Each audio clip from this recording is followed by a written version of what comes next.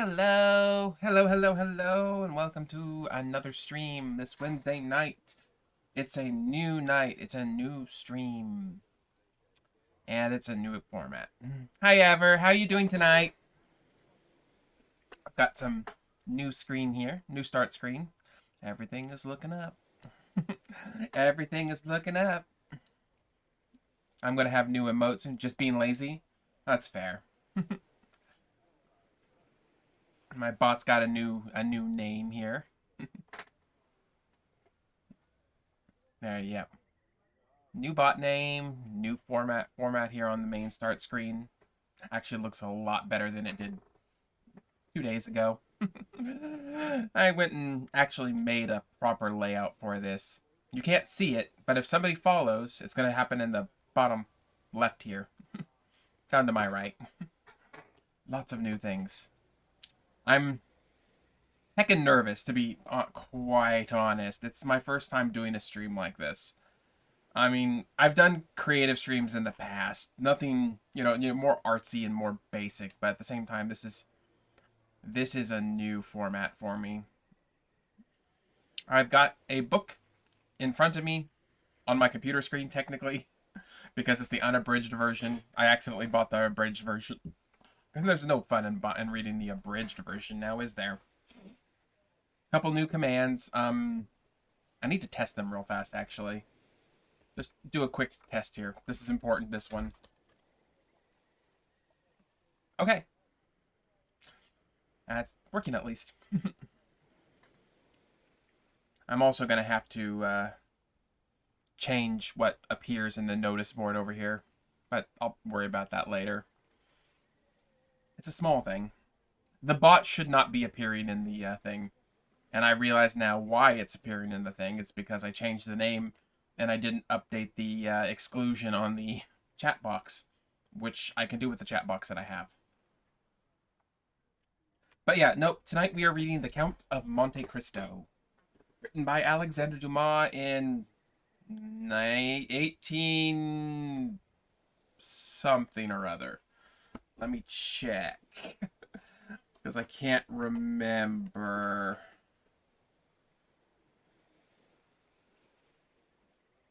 Oh, my physical copy only tells me the year.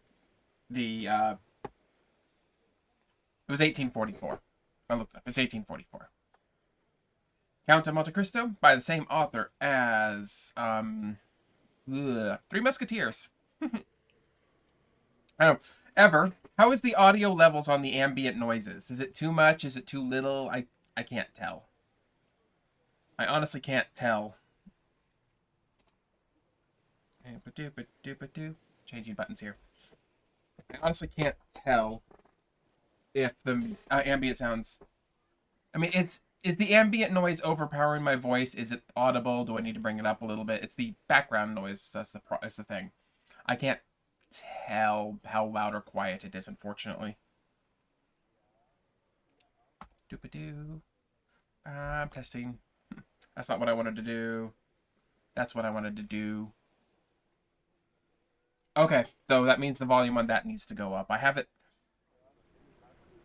an ambient noise generator on the background just to give the reading room a little bit more life than just my voice. So,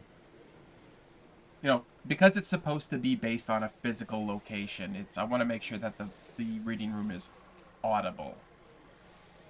There should be coastal noises. Whoosh, whoosh, whoosh. Mine! Mine! No, yeah, there should be, gentle noises, the occasional bird, the occasional train. All kind of things you'd expect. I'm probably gonna turn it up just a little bit more. Right about there. I think that works. My voice is overpowering it. It's not overpowering my voice. That's what we want, right? Is that good? You're my test bed, Ever. I'm sorry. You're the first one here. It's your doom. It's your doom, Ever. You're the one who brought this upon yourself.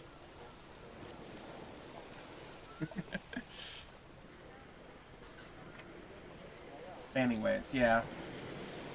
Okay, make sure everything is A-okay, good to go. Simple rules.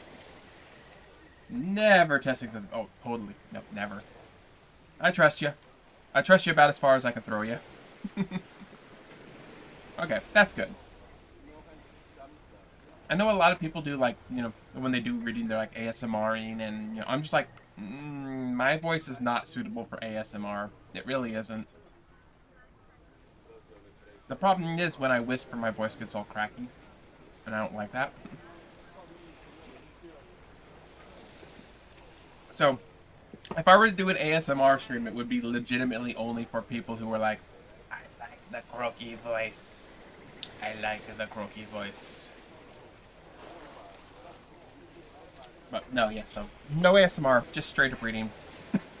I'm going to try to keep it serious tonight because I want to make sure that, you know, it's like legible audio. No. Like, see, I can't. My big problem is with the way my voice box is. If I try to do anything too whispery, it actually legitimately starts hurting after a while.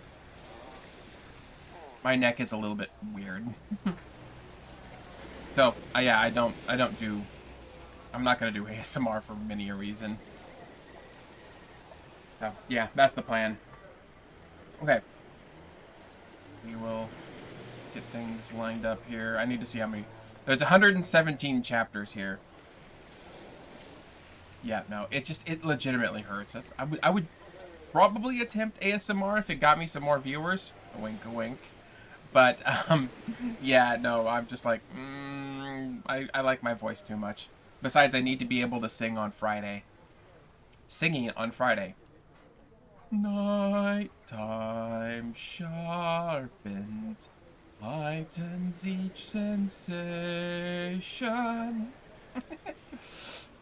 All of a sudden, this beautiful, beautiful wolf starts singing in a tenor voice. Tenor wolf.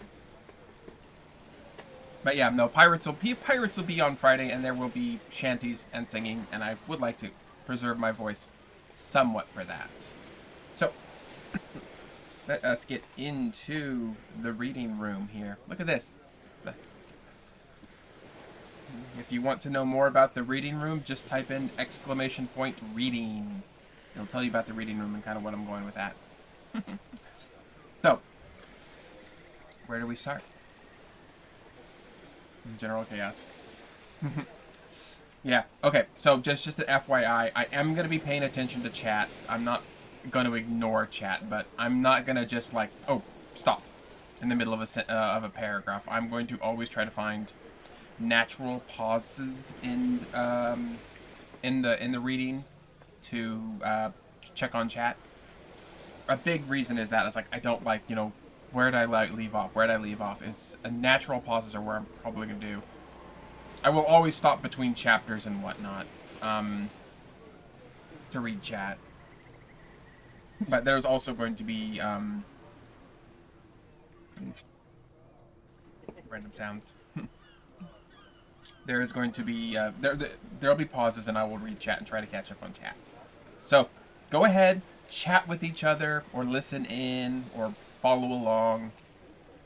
Yeah, just, you know, enjoy yourselves, relax. Put me on the background as ambient noise if you want, which is fine by me. I just kind of want to start reading like some more, and that's what's gonna happen. Okay, let's see. I would show you what's on screen, but it's probably not worth it, to be honest. I'm like, oh, you're gonna see me looking at a web page. And it's like, if you want to read along, you can. There is the link. This is the version I am reading. There in the exclamation book command will tell you exactly the version I'm reading. You can follow along. I will give chapter annotations just so you know where I'm at. All sorts of fun things like that. So you don't have to be like, where is she? Where is she? Where is she? No, she's going to be where she is. And that's going to be right here. So, The Count of Monte Cristo by Alexander Dumas, written 1844. Chapter 1, Volume 1, Chapter 1, Marseille, The Arrival. On the 24th of February, 1815, The lookout of the Notre Dame de la Garde signaled the three-master, the Pharaon, from Smyrna, Trieste, and Naples.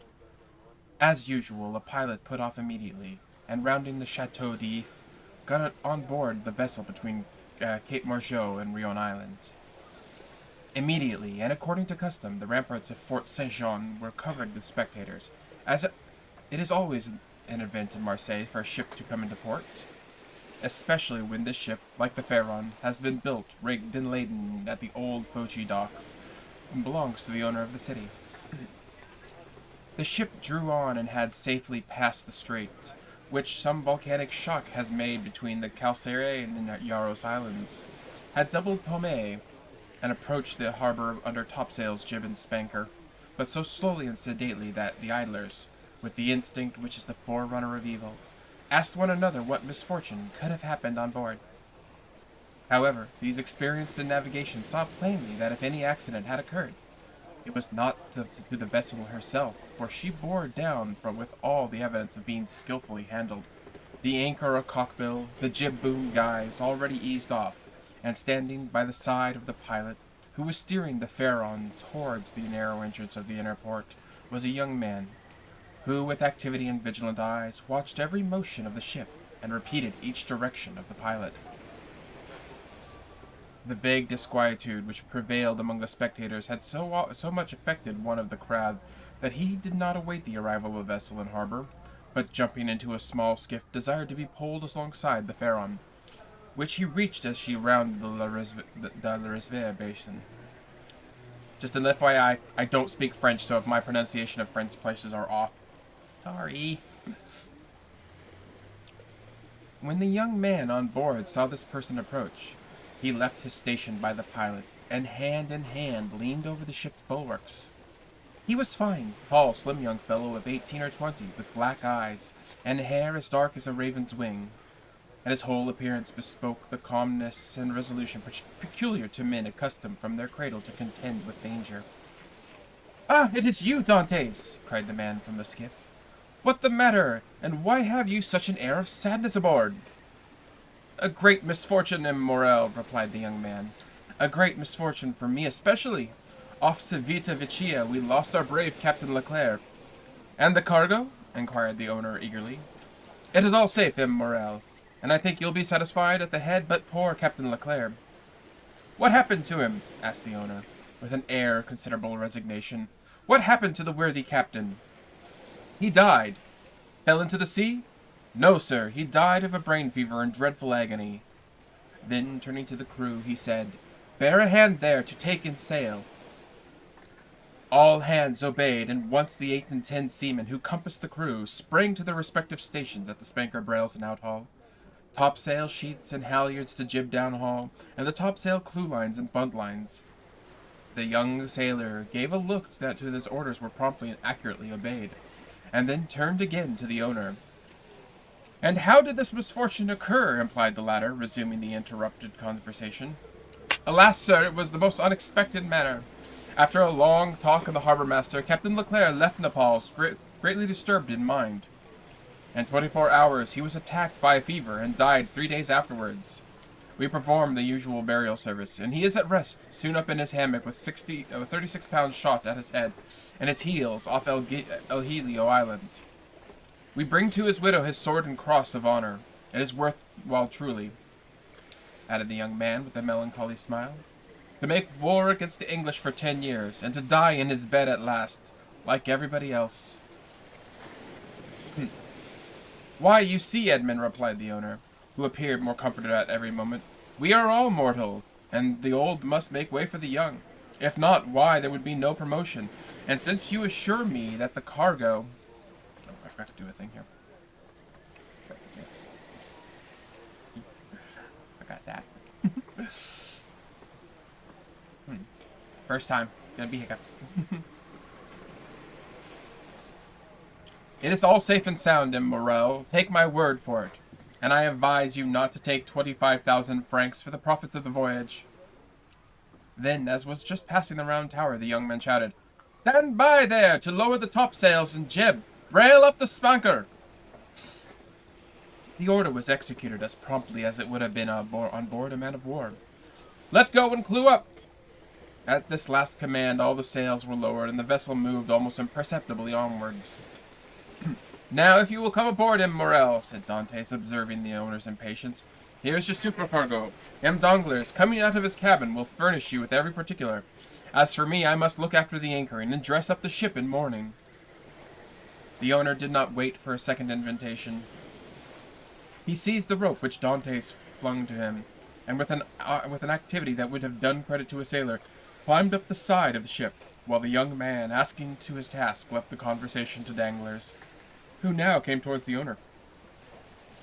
He was a man of 25 or 26 years of age, of unprepossessing countenance, obsequious to his superiors, insolent to his subordinates, and thus, in addition to his position as responsible and on board, which is always obnoxious to the sailors, made him as much disliked by the crew as Edmond Dantes was beloved by them.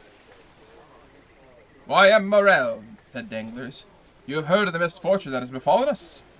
"Yes, yes, poor Captain Leclerc. He was a brave and an honest man." "And a first-rate seaman.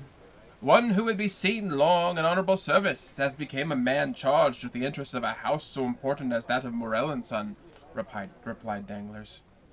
"But," replied the owner, glancing at Dantes, who was watching the anchoring of his vessel, "it seems to me that a sailor needs not be so old as you say, Danglars, to understand his business, for our friend Edmund seems to understand it thoroughly, and not to require instruction from anyone."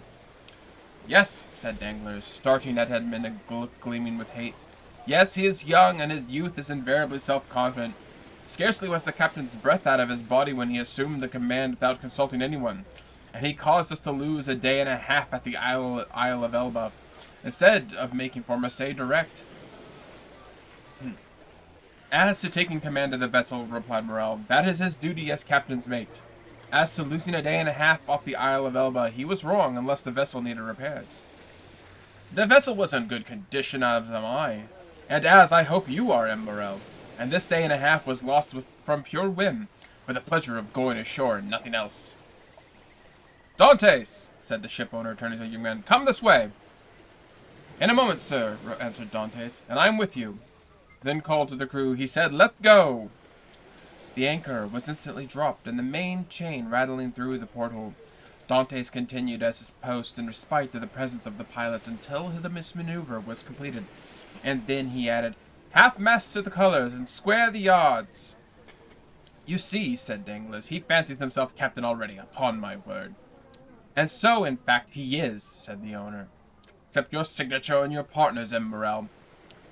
"And why should he not have this?" asked the owner.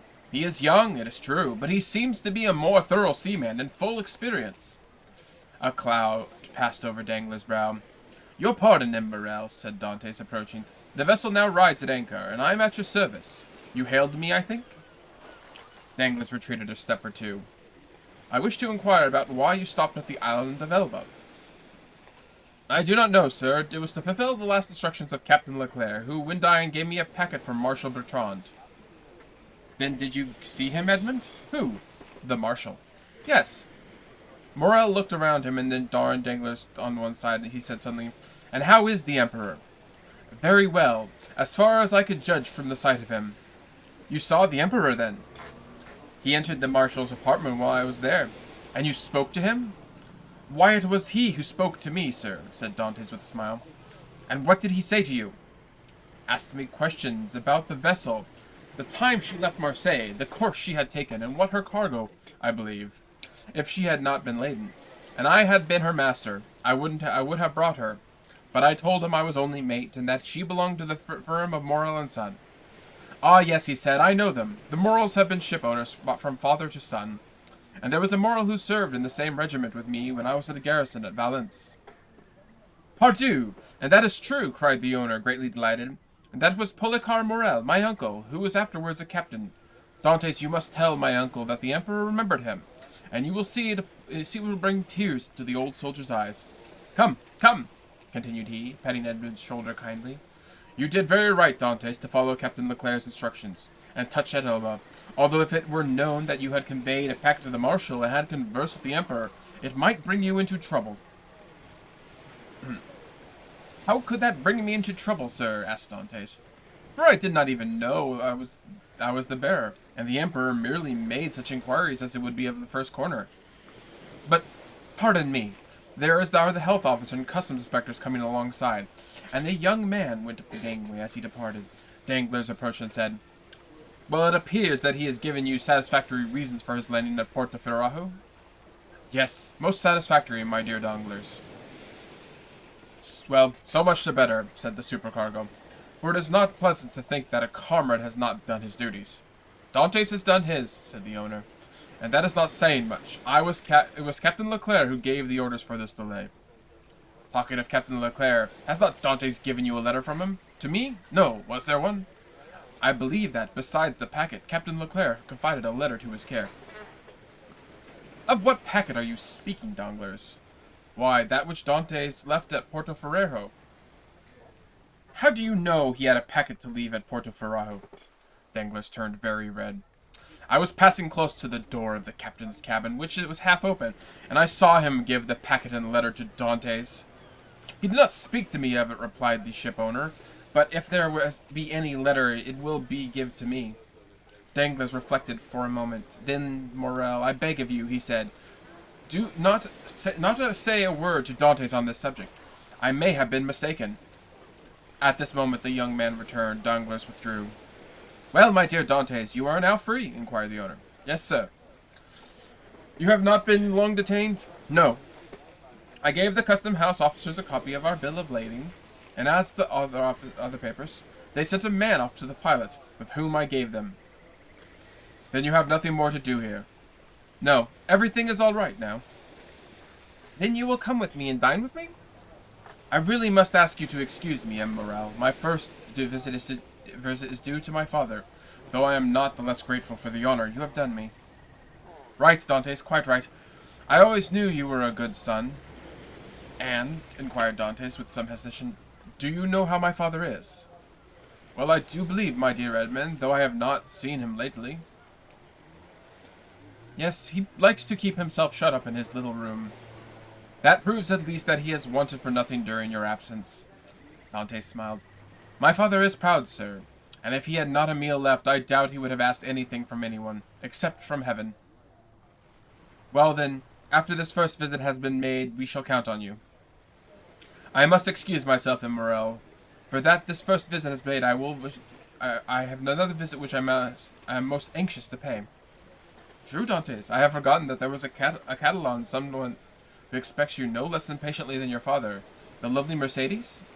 Dante blushed. "Ah, said the ship owner, "I am not the least surprised, for she has been to me 3 times, inquiring if there was any news of the Pharaon. Peste! Edmund, you have a very handsome mistress." "She is not my mistress," replied the young sailor gravely. "She is my betrothed." Sometimes one and the same thing," said Morrel with a smile. "Not with us, sir. Well, well, my dear Edmund," continued the owner, "don't let me detain you. You have managed my affairs so well that I ought to allow you all the time you require for your own. Do you want any money?" "No, sir. I have all my pay to take, nearly 3 months' wages." "You are a careful fellow, Edmund." "Say I have a poor father, sir." "Yes, yes. I know how good a son you are. So now hasten away to see your father. I have a son too, and I should be very worth those who detained him from me after 3 months' voyage." "Then I have your leave, sir." "Yes, if you have nothing more to say to me." "Nothing."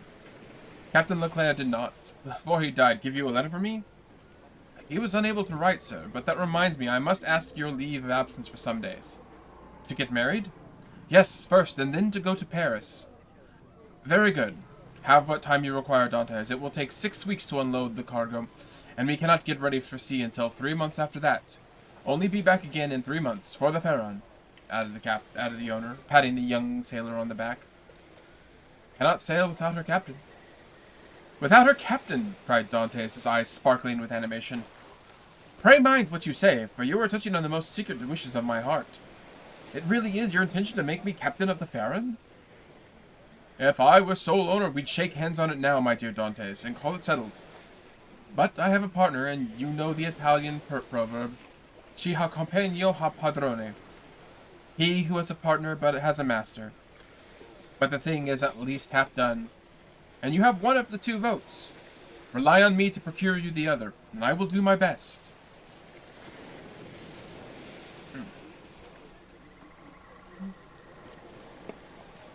Of course I had to take a drink.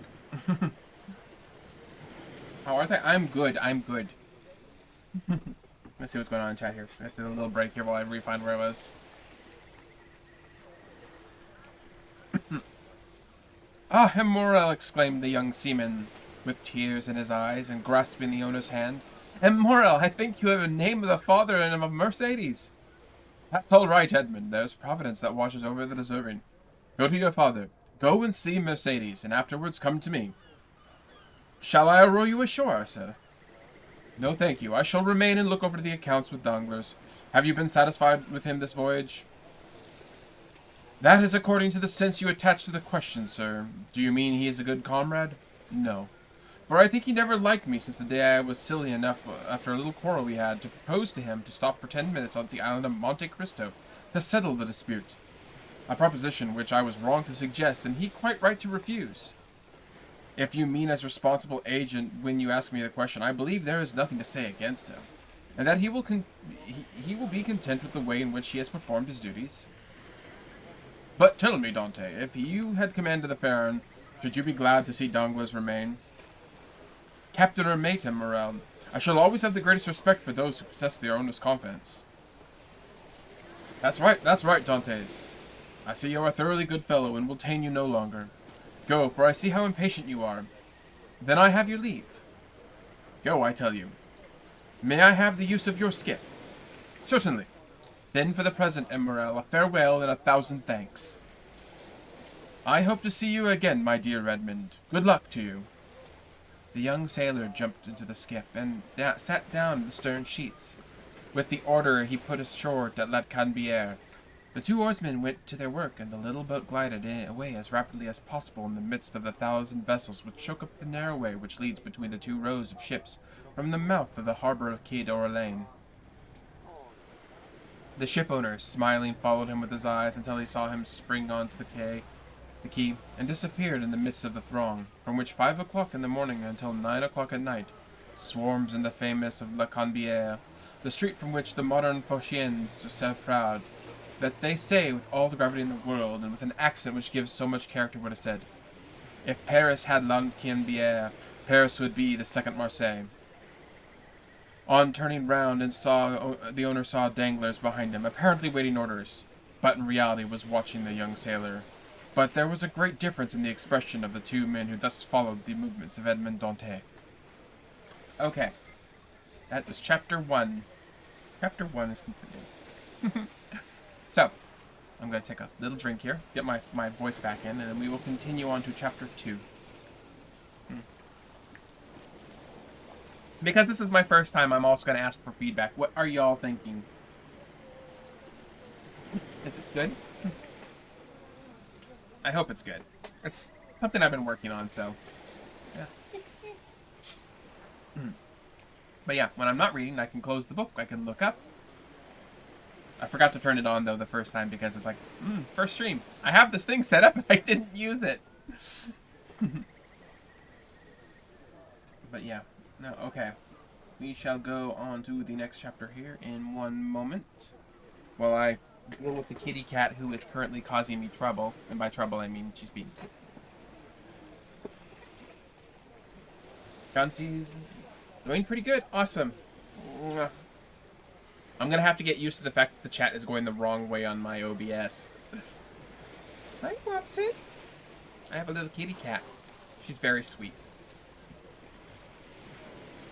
She's a very good girl and we love her.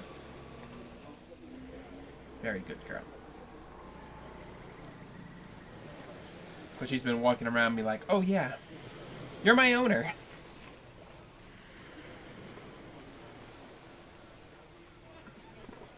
Okay.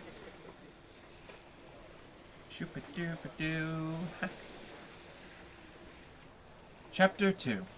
Father and Son.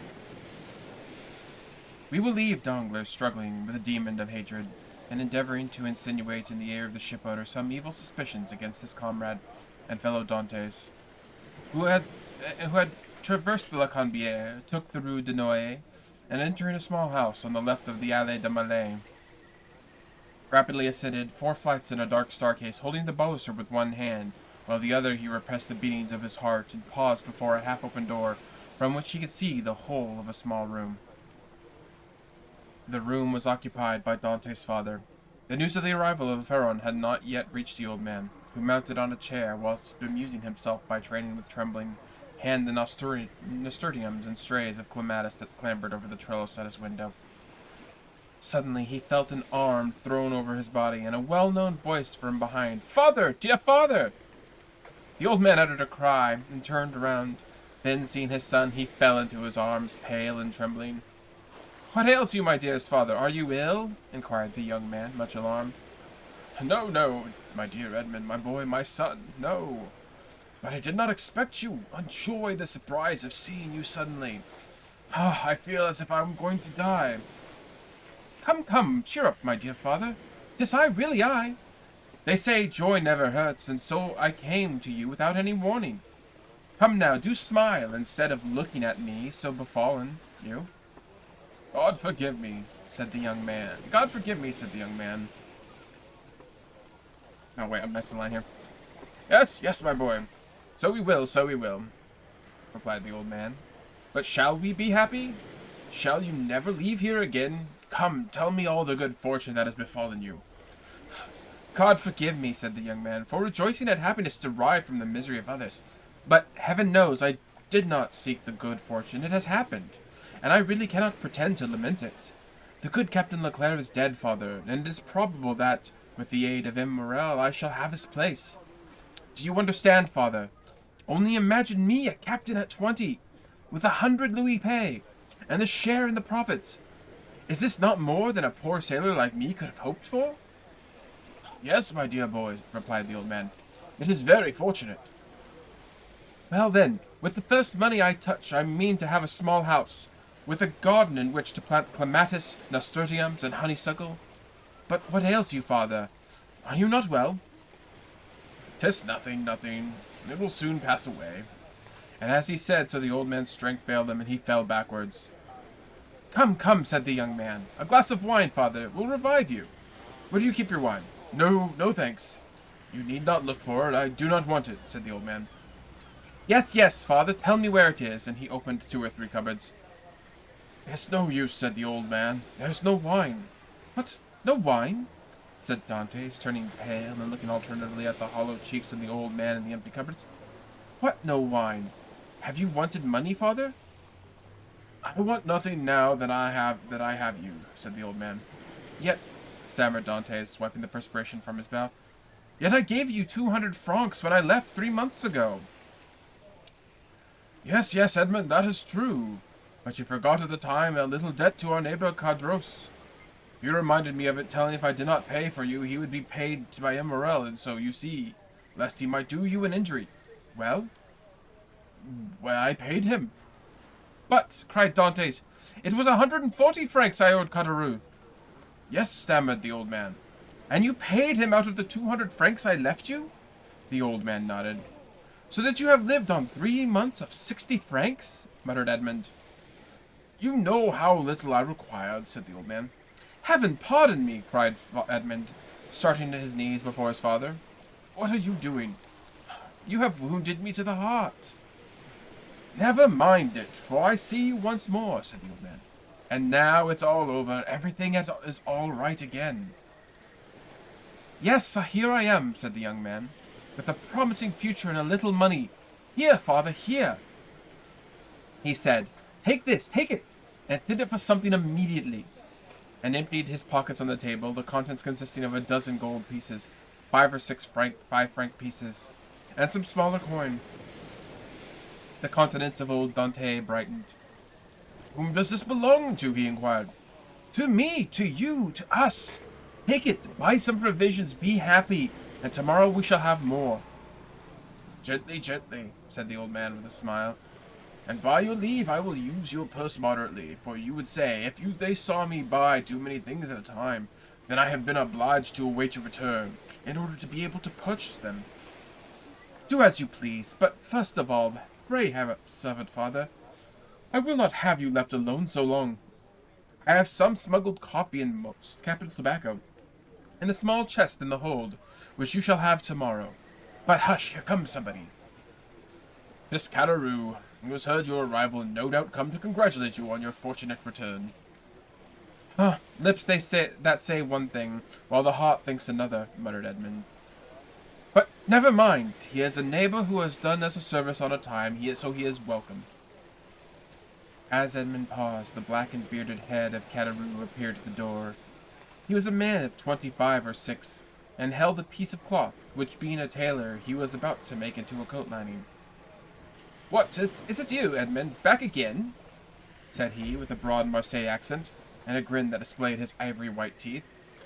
Yes, as you see, neighbor Cataroo, ready to be agreeable to you in any and every way, replied Dantes, but ill concealing his coldness under the cloak of civility. Thanks, but fortunately, I do not want for anything, and chances are times there are others have need of me. Dantes made a gesture. I do not allude to you, my boy, no. I lent you money, and you returned it. We're like a good neighbors, we are quits. We are never quits in those who oblige us, was Dante's reply. For when we do not owe them money, we owe them gratitude. What is the use of mentioning that? What is done is done. Let us talk of your happy return, my boy. I have gone to the quay to match a piece of mulberry cloth when I met your wet friend Danglars. You at Marseille? Yes, says he. I thought you were at Smyrna. I was, but I am back again. And where's the dear boy, our little Edmund? Why, he is his father, no doubt, replied Danglars. And so I came, added Caderousse, as fast as I could to have the pleasure of shaking hands with a friend. Worthy Caderousse, said the old man. He is much attached to us. Yes, to be sure I am. I love and esteem you, because honest folks are so rare. But it seems you have come back rich, my boy, continued the tailor, looking askance at the handful of gold and silver which Dantes had thrown at the table. The young man remarked the greedy glance which shone in the dark eyes of his neighbor. He said negligently, this money is not mine. I was expressing to my father my fears that he wanted to make things in my absence, and to convince me he emptied his purse on the table. Come, father, put this money back in your box, unless neighbor Caderousse wants anything, and in that case that is at his service. No, my boy, no, said Caderousse. I am not in any want, thank God. My living is suited to my means. Keep your money. Keep it, I say. No one has too much, but at the same time, my boy, I am as much obliged to your offer as to take advantage of it. It was offered with good will, said Dantes. No doubt, my boy, no doubt. Well, you stand well with M. Morel, I hear. You insinuating dog, you. M. Morel has always been exceedingly kind to me, replied Dantes. Then you would be wrong to refuse to dine with him. What did you refuse? Why did you refuse to dine with him? Said old Dantes. And did he invite you to dine? Yes, my dear father, replied Edmund, smiling at his father's astonishment at the excessive honor paid to his son. Why did you refuse, my son? Inquired the old man. That I might the sooner see you again, my dear father, replied the young man. I was most anxious to see you. But it must have vexed him, Morel, good worthy man, said Caderousse. And when you had looked forward to be captain, it was wrong to annoy the owner. But I explained to him the cause of my refusal, replied Dantes, and I hoped he fully understood it. Yes, but to be a captain you must be a little flattery to one's patrons. I hope to be a captain without that, said Dantes. So much the better, so much the better. Nothing will give greater pleasure to all your old friends, and I know one down there behind St. Nicholas Citadel who will not be sorry to hear it. Mercedes? Said the old man. Yes, my dear father, and with your permission now I have seen you, and know you are well. I have to as all you require. I ask your consent to go and pay a visit to the Catalans. Go, my dear boy, said old Dantes, and heaven bless you and your wife, as it has blessed me and my son. His wife? Said Caderousse. Why, how fast you go on, Father Dantes. She is not his wife yet, as it seems to me. No, but according to all probability, she soon will be, replied Edmund. Yes, said Caderousse. But you were right to return as soon as possible, my boy. And why? Because Mercedes is a very fine girl, and fine girls never lack followers. She particularly has them by dozens. Really, said Edmund, with a smile with a trace of slight uneasiness. Ah, yes, continued Caderousse, and capital offers too. And you know you will be captain, and who could refuse that? Meaning to say, replied Dante with a smile but ill concealed his trouble, that if I were not yet captain. Ha ha, said Caderousse, shaking his head. Come, come, said the sailor. I have better opinion of you, of women in general, and of Mercedes in particular, and I am certain that, captain or not, she will remain ever faithful to me. So much the better, said Caderousse. When one is going to be married, there is nothing like implicit confidence. But never mind that, my boy. Go and announce your arrival and let her know your hopes and prospects. I will go directly, said Edmund's reply, and embracing his father, and nodding to Caderousse, he left the apartment. Caderousse lingered for a moment, and then taking leave of old Dante, he went downstairs to rejoin Danglars, who awaited him at the corner of the Rue Senat. Well, said Danglars, did you see him? I have just left him, answered Caderousse. Did he allude to his hope of being captain? He spoke of it as a thing already decided. Indeed, said Danglars. He is in too much of a hurry, it appears to me. Why, it seems M. Morel has promised him the thing. So that is quite elated about. Why, yes, he is actually insolent over the matter. He has already offered me his patronage, as spirit of a good personage, and offered me a load of money as though he were a banker. Which you refused? Most assuredly. Although I might easily have accepted it, for it was I who put it into his hands the first silver he ever earned. But now M. Dantes has no longer any occasion for assistance. He's about to become a captain. Pooh, said Danglars. He is not one yet. Ma foi, it will be as well as if he is not, answered Caderousse. For if it should be, there will really no speaking to him. If we choose, replied Danglars, he will remain what he is, perhaps become even less than he is. What do you mean? Nothing, I was speaking of myself, and he is still in love with the Catalane.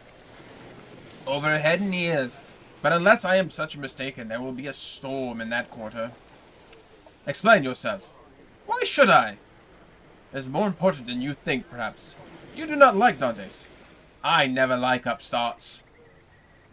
Then tell me all you know about the Catalane. I know nothing for certain, only I have seen things which induce me to believe, as I told you, that the future captain will find in some annoyance in the vicinities of VA infirmaries. What have you seen? Come, tell me. Well, every time I have seen Mercedes come into the city, she's been accompanied by a tall, sharping, black-eyed Catalan, with red complexion, brown skin, and fierce air, whom she calls cousin. Really? And you think his cousin pays her attentions? I only suppose so. What else can a strapping chap of 21 mean with a fine wench of 17? And you say that Dantes has gone to Catalans? He went before I came down. Let us go the same way. We will stop at La Reserve, and as soon as the drink of La Malou, whilst we wait for news. Come along, said Caderousse, but you pay the score. Of course, replied Danglars, and going quickly to the designated places, they called for a bottle of wine and 2 glasses. Pere Pamphile had seen Dantes pass not 10 minutes before, and assured that he was at the Catalans. They sat down under the budding foliage of the planes and sycamores, in the branches of which birds were singing their welcome of one the first days of spring. And thus ends Chapter 2. Let's take a quick moment here to, to take a break here, get a drink. Because this is harder on my voice than I thought. Let's see. Let's catch up on chat here. I'm doing good. The French slows down the flow a little, but that'll happen. Yeah, French is not my first language. Hi, Berwin. How are you this night? Oh, Gyro, the blanket disappears after about 5 minutes. I'm going to extend it to 10 minutes at some point. I'm still fuddling around with the redeems, trying to get them where I want them and everything. So, let's see,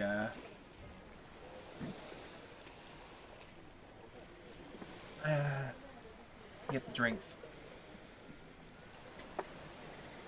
I should probably also get my root beer out of the back of our car at some point. But yeah, no. I'm glad that this is going well. I hope people are enjoying it, that people are not getting too bored of my voice. This is actually rather enjoyable for me, to be honest. Like, actually getting to read. Do a break. I mean, this is my break, essentially. Chapters are not long. It's only been an hour, and I really kind of want to go for at least 4. So, that'd be about 8 chapters or so. But yeah, no. Yeah, I've got a little break here, essentially, where I'm taking a break at chat. I'm gonna take a look, see if I can find my kitty cat.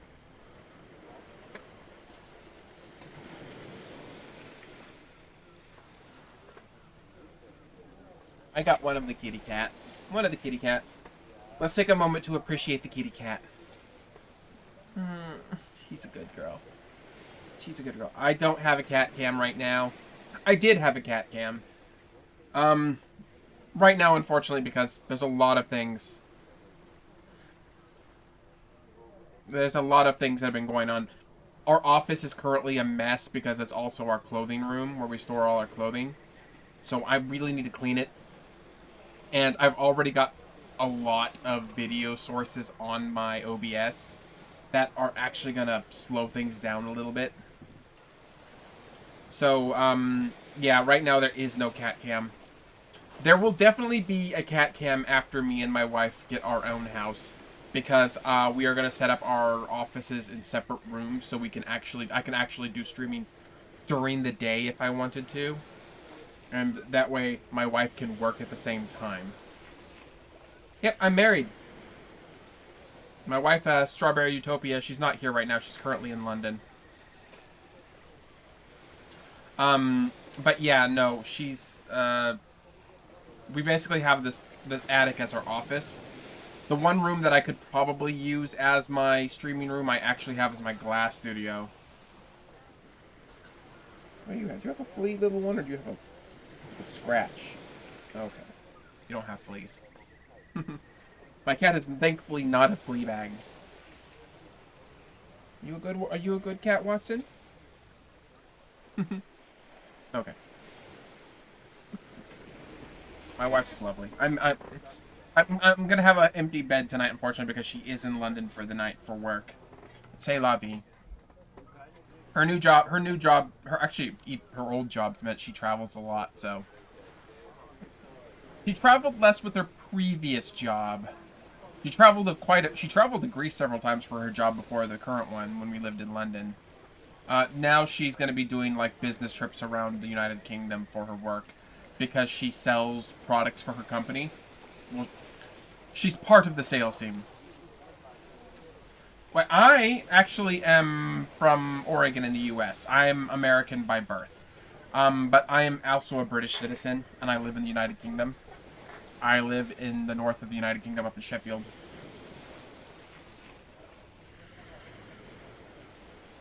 But to be fair, there are people here in Yorkshire, like my friend Georgia, who actually sound like she has a very similar accent to me, and she was born and raised here and has never had any other citizenship. So yeah, I don't sound too far off of some people from Yorkshire. Just the way it is. Okay, so let's get on with the next chapter here. Ship-a-doop-a-doo. Chapter 3, The Catalans. Beyond a bare and weather-worn wall, about 100 paces from the spot where the two friends sat looking and listening as they drank their wine, was the village of the Catalans. Long ago this mysterious colony quitted Spain, and settled in the tongue of the land which it is this day. Whence it came no one knew, and it spoke of an unknown tongue. One of its chiefs, who understood Provençal, begged the commune of Marseille to give them this barren promontory, where, like the sailors of old, they had run their boats ashore. Their request was granted, and 3 months afterwards, around the 12 and 15 small vessels which had brought the gypsies of the sea, a small village sprang up. This village, constructed in a singular and picturesque manner, half Moorish, half Spanish, still remains and is inhabited by the descendants of the first comers, who speak the language of their fathers. For 3 and 4 centuries they have remained upon this small promontory, on which they have settled like a flight of seabirds, without mixing with the Marseille population, intermarrying and preserving their original customs and costume of their mother country, as they have preserved its language. Our readers will follow us along the only street in this little village, and enter with us one of the houses, which is sunburned in the beautiful dead leaves colored peculiar to the buildings of the country, and coated with the whitewash like a Spanish posada. The young and beautiful girl, with hair as black as jet, her eyes as velvety as the gazelle's, was leaning with her back against the wainscot, rubbing on her slender, delicately molded fingers a bunch of heath blossoms, the flowers of which she was picking up and strewing on the floor. Her arms, bare to the elbow brown, and modeled after those of the Arlesian Venus, moved with a kind of restless impatience, as she tapped the earth with her arched and supple foot, so as to display the pure and full shape of her well-turned leg, in its red cotton, gray and blue clocked stocking. At 3 paces from her, seated in a chair with a balance on 2 legs, leaning his elbow on the old worm-eaten table, was a tall young man of 22, who was looking at her with an air in which vexation and uneasiness were mingled. He questioned her with his eyes, but the firm and steady gaze of the young girl controlled his look. "You see, Mercedes," the young man said, "here's Easter come around again. Tell me in this the moment for our wedding?" "I have answered you 100 times, Fernand, and really you must be very stupid to ask me again." "Well, repeat it, I beg of you, that I may at least believe it. Tell me for the 100th time you refuse my love from which mother sanctioned. Make me understand once and for all you are trifling with my happiness, that my life or death is nothing to you. Ah, to have dreamed for 10 years of being your husband, Mercedes, and to lose that hope, which was the only stay of my existence. At least it was not I who even ever encouraged you in that hope, Fernand," replied Mercedes. "You cannot reproach me in the slightest coquetry, of which always said to you, I love you as a brother, but do not ask for me more than sisterly affection, for my heart is another's. Is not this true, Fernand?" "Yes, it is very true, Mercedes. Yes, to have been very cruelly frank with me, but you do not forget it among the Catalans a sacred law to intermarry." "You mistake, Fernand. It is not a law, but merely a custom. And I pray of you not cite this custom in your favor. You are included in the conscription, Fernand, and due only liberty to suffragants, liable for any moment to be called upon to take up arms. Once a soldier, what would you do with me? A poor orphan, forlorn, without fortune, with nothing but a half-ruined hut and a few ragged nets? The miserable inheritance left by my father to my mother, and by my mother to me. She has been dead a year, and you know, Fernand, I have subsisted almost entirely on public charity. Sometimes you pretend I am useful to you, and that is an excuse to share with me the produce of your fishing, and I accept it, Fernand, because you are the son of my father's brother, because we were brought up together, and still more keenly because it will give you much pain if I refuse. But I feel very deeply that this fish which I go and sell, with the produce of which I buy the flax I spin, I feel very cleanly for that, and this is charity. And it is it's a word, Mercedes, poor and lone as we were. You suit me as well as the daughter of the first shipowner of the richest banker of Marseille. What do such as we desire but a good wife and a careful housekeeper? And where can I look for these better than you?" "Fernand," answered Mercedes, shaking her head, "a woman becomes a bad manager, and who shall say she will remain an honest woman when she loves another man better than her husband? Rest content with my friendship. I say once more that it's all I can promise, and I will promise no more than I can bestow." "I understand," replied Fernand. "You can endure your wretchedness patiently, but you are afraid to share mine. Well, Mercedes, beloved to you, I would tempt fortune. You would bring me good luck, and I should become rich. I could extend my occupation as a fisherman, might get a place as a clerk in a warehouse, and become a dealer myself. You could do no such thing, Fernand. You are a soldier, and you remain in the Catalans. It is because there is no war. So remain a fisherman and contented with my friendship. I cannot give you more.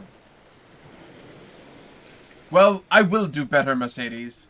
I will be a sailor instead of the costume of our father, which you despise. I will wear a varnished hat, striped shirt, and blue jacket, which at anchor means the anchor on the buttons. Would not that dress please you? What do you mean? Asked Mercedes, with an angry glance.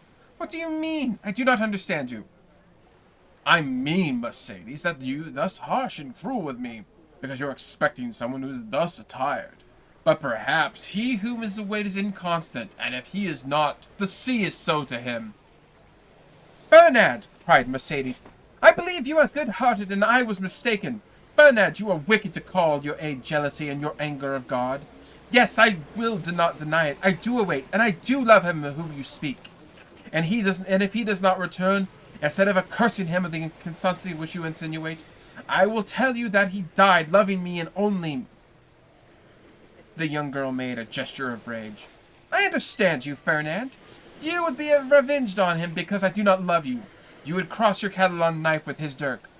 What end would that answer? To lose you my friendship if you were conquered? And see that friendship change into hate if you were victor? Believe me, to seek a quarrel with a man is a bad method of pleasing the woman who loves that man. No, Fernand, you will not thus give way to evil thoughts. Unable to have me for your wife, you will content yourself to having me as your friend and sister. And besides, she added, her eyes troubled and moistened with tears. Wait, Fernand. You said just now the sea was treacherous, and he's been gone 4 months. And during those 4 months there have been some terrible storms. Fernand made no reply, nor did he attempt to check the tears which flowed down the cheeks of Mercedes. Although for each of these tears he would have shed his heart's blood. But these tears flowed for another. He arose, paced a while up and down the hut, and then suddenly stopping before Mercedes, with his eyes glowing and his hands clenched. Say, Mercedes, once for all, is this your final determination?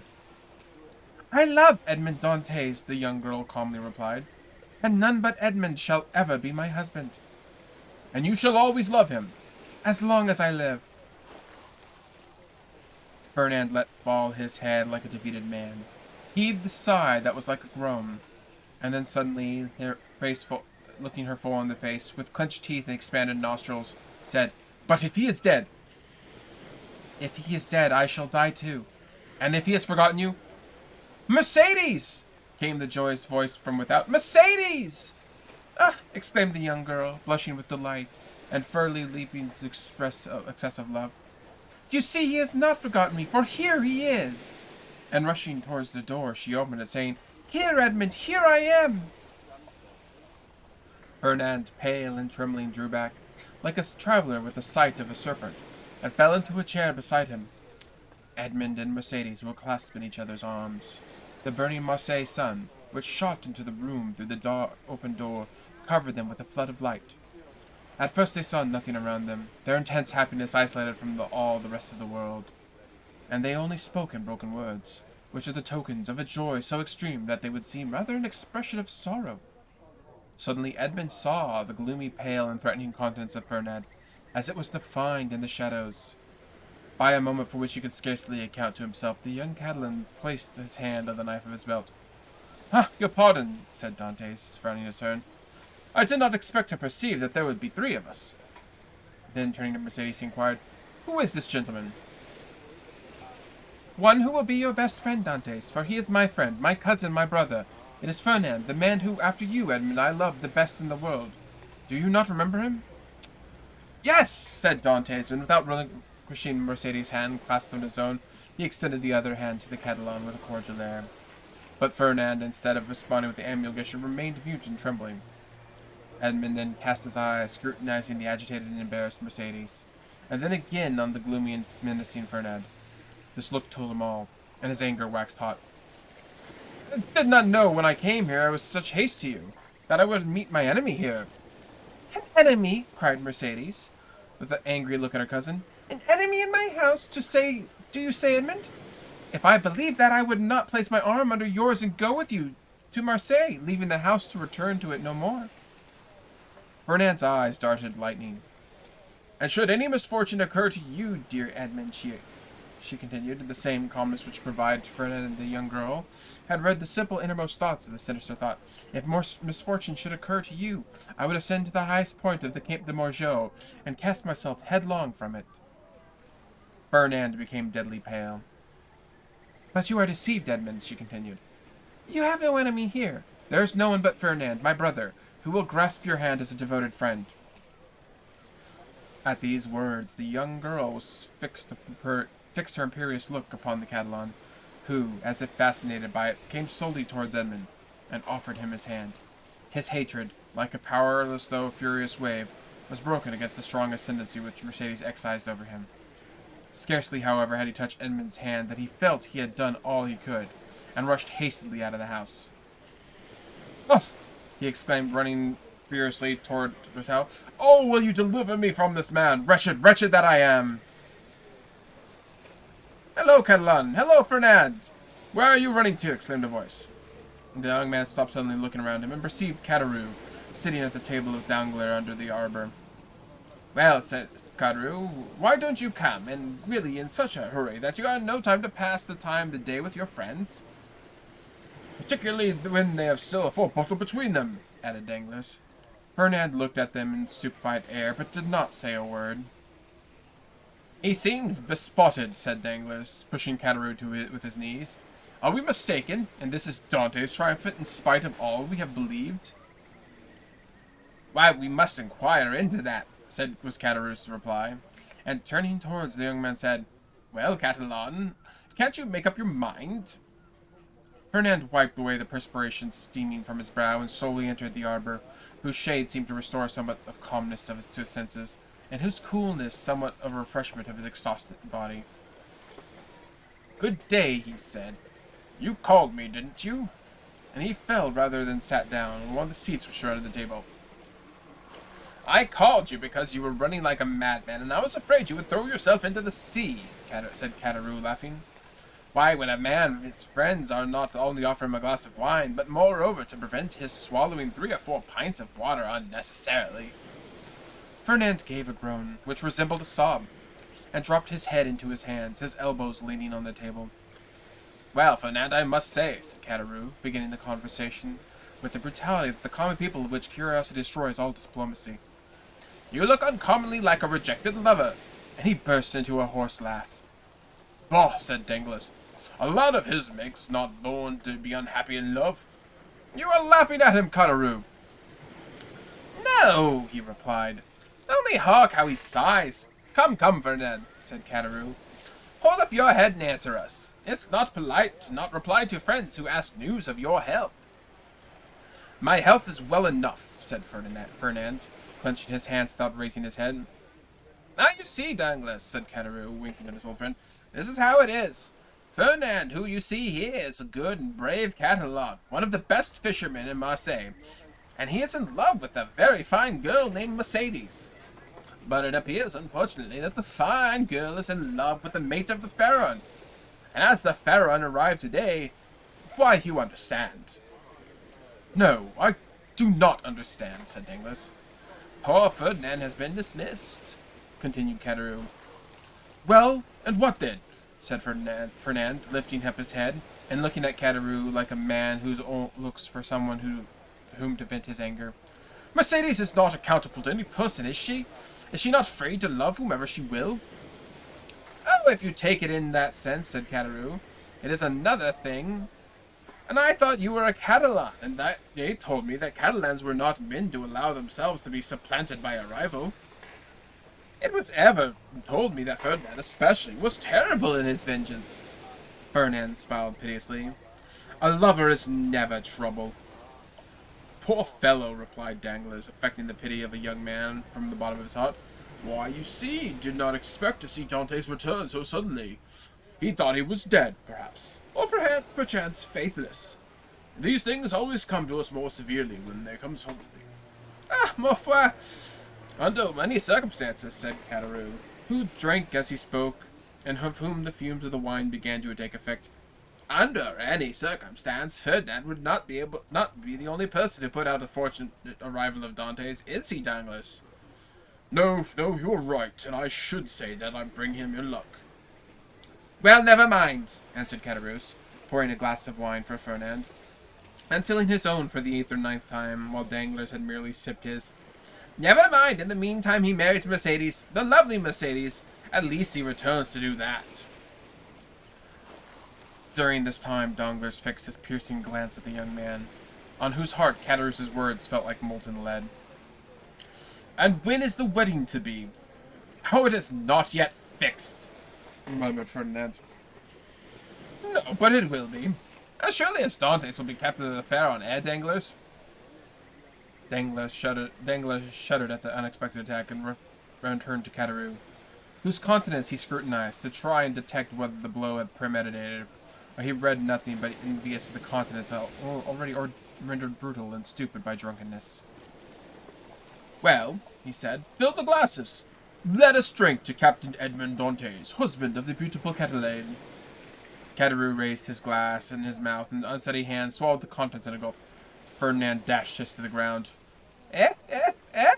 Stammered Caderousse. What do I see down there by the wall in the direction of the Catalans? Look, Ferdinand, your eyes are better than mine. I believe I see double. You know wine is to savor.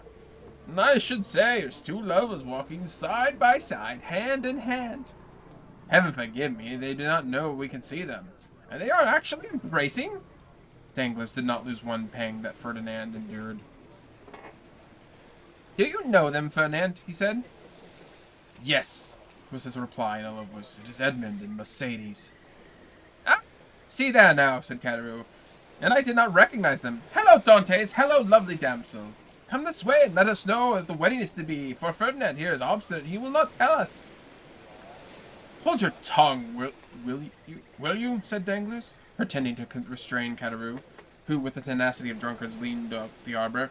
Try to stand upright and let the lovers make out without interruption. Look, Fernand, they follow his example. He is well behaved. Fernand, probably excited beyond bearing, pricked by Danglars as the bull of the bandilleros was about to rush out, for he had risen from his seat and seemed to be collecting himself to dash headlong upon his rival, when Mercedes, smiling and graceful, lifted up her lovely head, and looked at them without clear and bright eyes.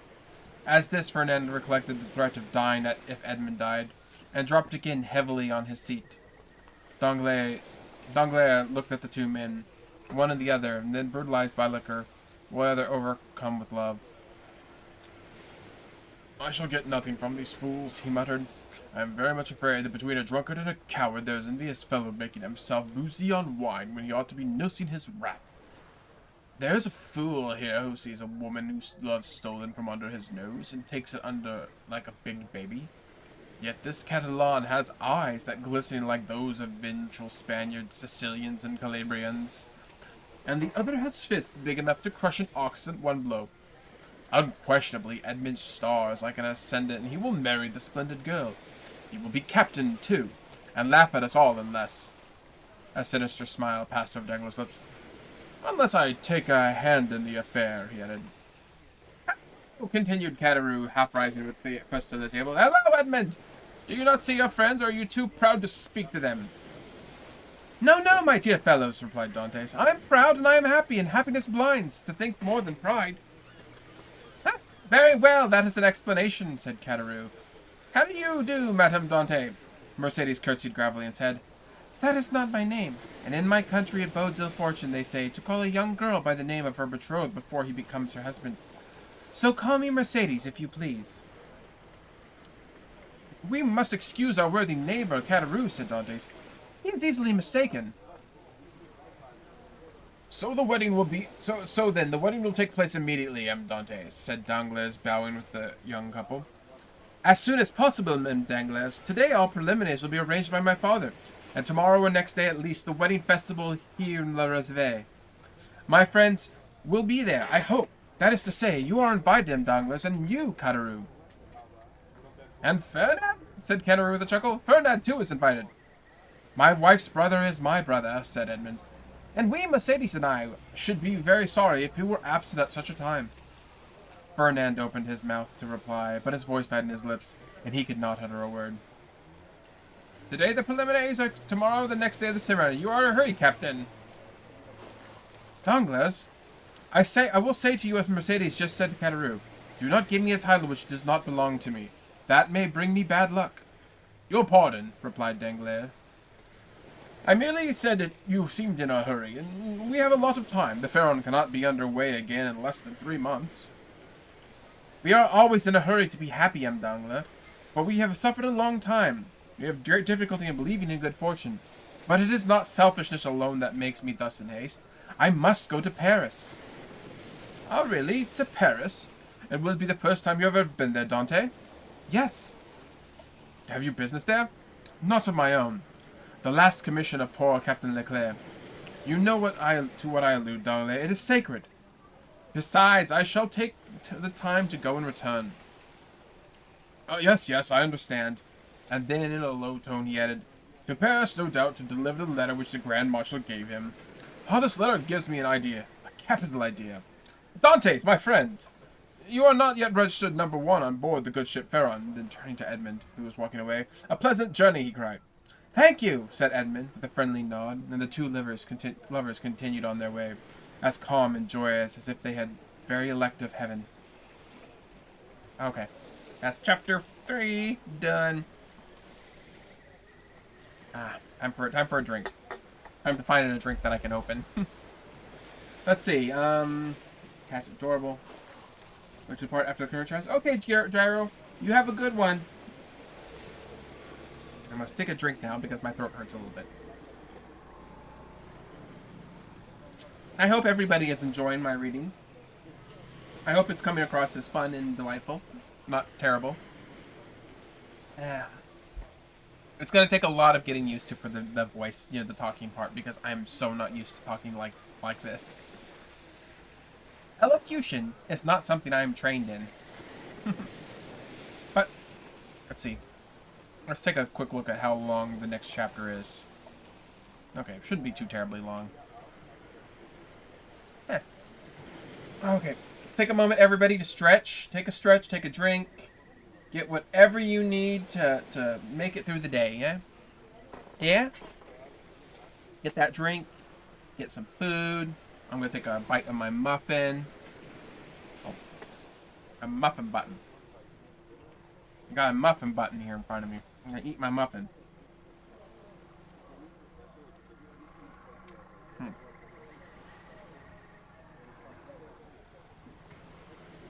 A muffin. You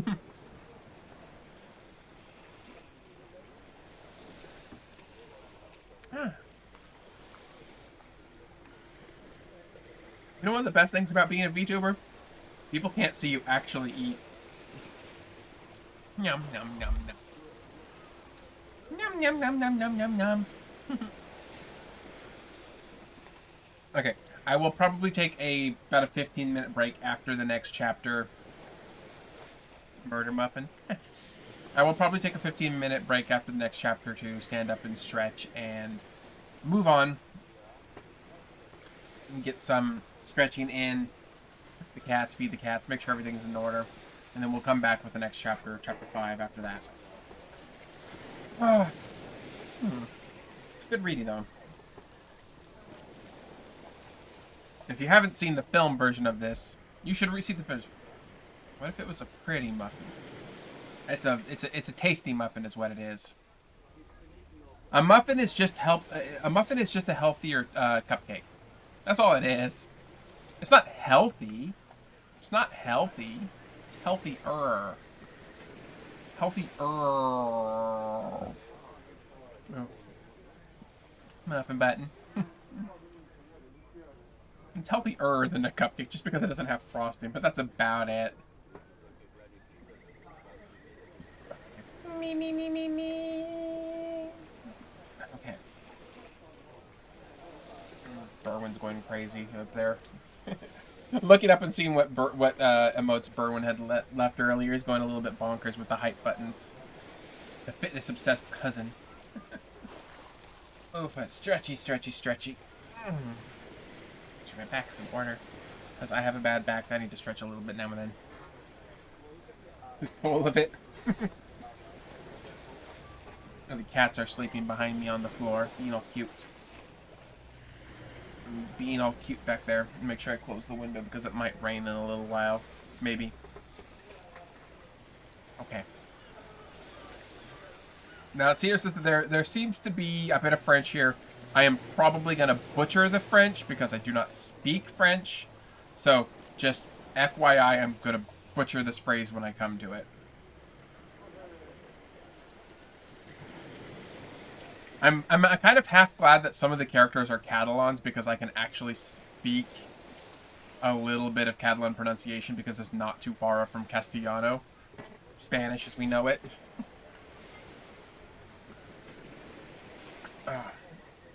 To get back to the cute dogs. Yes, pet the cute dogs. And I will get back to the book. Chapter 4. Conspiracy. Danglars followed Edmond and Mercedes with his eyes until the two lovers disappeared behind one of the angles of Fort St. Nicholas. Then, turning around, he perceived Fernand, who had fallen pale and trembling into his chair, while Caderousse stammered out the words of a drinking song. "Well, my dear sir," said Danglars to Fernand, "here is a marriage which does not appear to make everybody happy." "It drives me to despair," said Fernand. "Do you love her? Do you love Mercedes?" "I adore her." I got the same voice for them to know. "I adore her." "For long?" "As long as I've known her, always." "And you sit there tearing your hair instead of seeking to remedy your condition? I did not think that was the way of your people. What would you have me do?" "How do I know? It is not my affair." "I am not in love with Mademoiselle Mercedes, but for you, in the words of gospel, seek and you shall find. I have found already." "What?" "I would stab the man. But the man told me that if a misfortune happened to her betrothed, she would kill herself." "Pah! Women say these things, but never do them." "You do not know Mercedes. What she threatens, she will do." "Idiot!" muttered Danglars. "Whether she kill herself or not, what matter, provided Dantes is not captain?" "But Mercedes should die," replied Fernand, in the accents of unshaken resolution. "I would die myself." "That's what I call love," said Caderousse, with a voice more tipsy than ever. "That's love, and I don't know what love is." "Come, you appear to me a good sort of fellow. Hang me, and I should like to help you, but—" "Yes, but how?" "My dear fellow," replied Danglars, "you are 3 parts drunk. Finish the bottle and you will be completely so.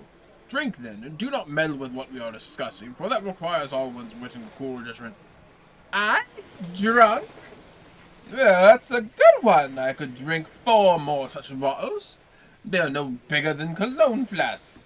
Pierre Pompey, more wine!" And Caderousse rattled his glass upon the table.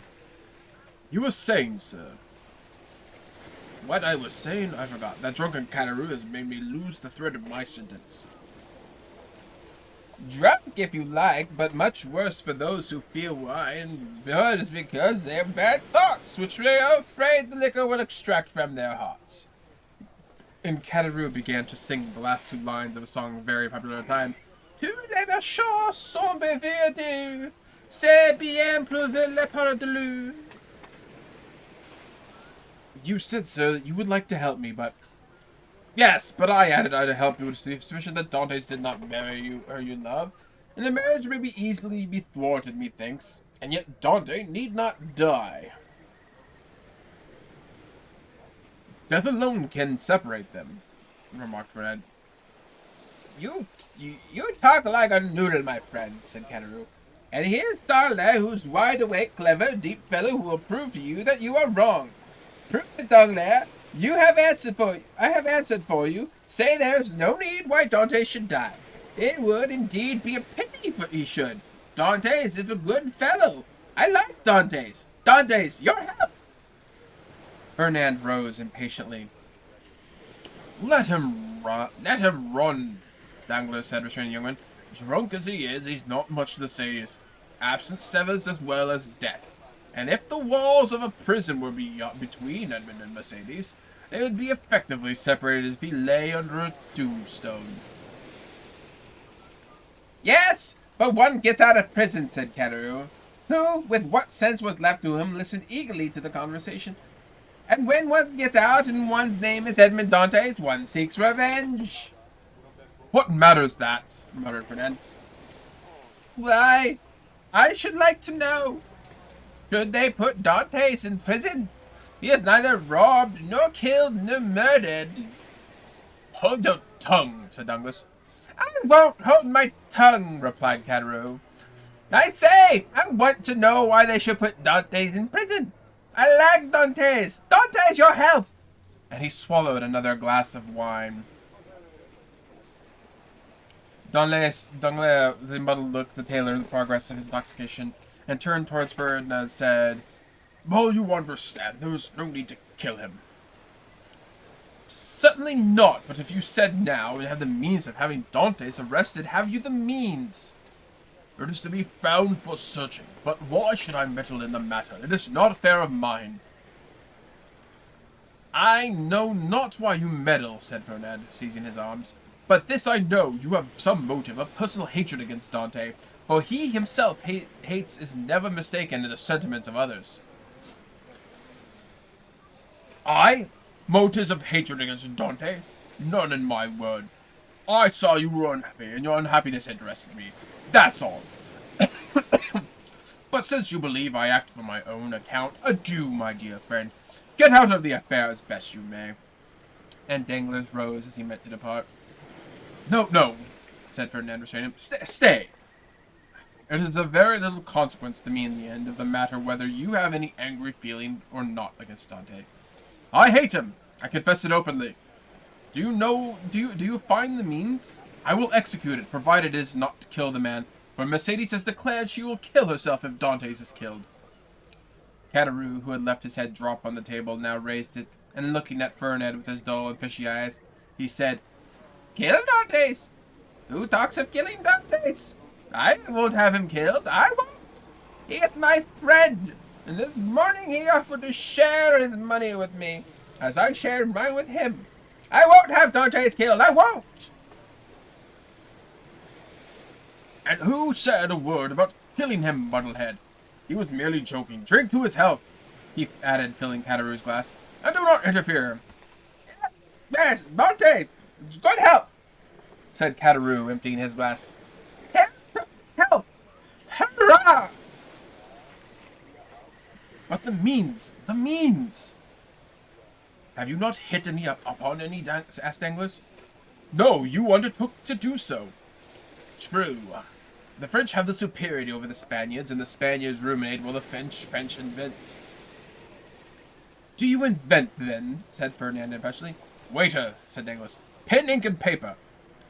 Pen, ink, and paper, muttered Ferdinand. Yes, I am a supercargo. Pen, ink, and paper are my tools. Without my tools, I am fit for nothing. Pen, ink, and paper, then, called Ferdinand loudly. There's what you want on the table, said the waiter. Bring them here! The waiter did as he was desired. When one thinks, said Cattaroo, letting his drop on the paper, there's the wherewithal to kill a man more sure than if we waited at the corner of a wood to assassinate him. I have always had more dread of a pen, a bottle of ink, and a sheet of paper. And a sword or a pistol. The fellow is not so drunk as he appears to be, said Danglars. Give him some more wine, Fernand. Fernand filled Cattaroo's glass like a confirmed topper was, lifted his hand from the paper and seized the glass. The Catalan watched until Cattaroo, overcome with this fresh assault on his senses, rested, and rather dropped his glass upon the table. Well, resumed the Catalan, the final glimmer of Cattaroo's reason vanishing before the last glass of wine. Well, then I should say, for instance, resumed Danglars, that after a voyage such as Dantes just made, in which he touched the Isle of Elba, someone here to denounce him to the king's procurer of Bonapartist agent. I will denounce him, exclaimed the young man. Yes, but they will make you sign your declaration, and confront you with him you have denounced. I will supply you with the means of supporting your accusation, for I know the fact well, but Dante cannot remain forever in prison, and one day or the other he will leave it, and the day when he comes out, woe betide him who is the cause of his incarceration. Oh, I should have wished nothing better than to have him come and seek quarrel with me. Yes, and Mercedes. Mercedes, who will detest you if you ever only the misfortune to scratch the skin of her dearly beloved Edmund. True! No, no. If we resolve on such a step, it would be such the better to take. As I now do this pen, dip it into this ink, and write with the left hand, that the writer may not be the denunciation we pronounce.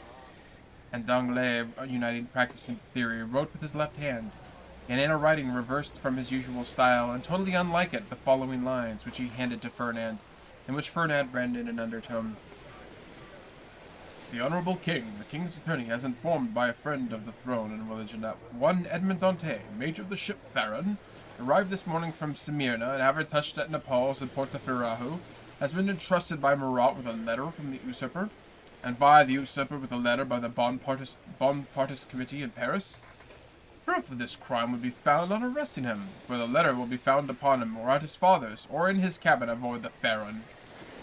Very good, now your revenge looks like common sense, for in a way we can revert to yourself, and no matter will thus work in your own way.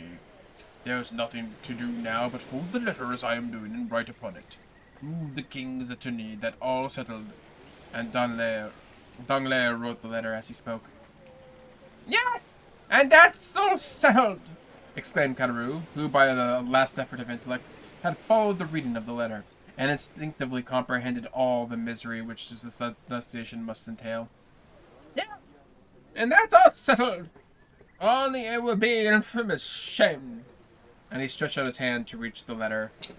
Yes, said Danglars, taking it from beyond his reach. And as what I say and do is merely a jest, and I, amongst the first and foremost, should be sorry if anything happened to Dante. The worthy Dante, look here. And taking the letter, he squeezed it up to his hands and threw it into the corner of the arbor. All right, Dante is my friend, and I won't have him ill-used. And who thinks of using him ill? Certainly neither I nor Ferdinand, said Danglars, raising the look of the young man, who still remained seated, but whose eyes was fixed on the denunciatory sheet of paper flung into the corner. In this case, let's have some more wine. I wish to drink to the health of Edmund and the lovely Mercedes. You've had too much already, drunken.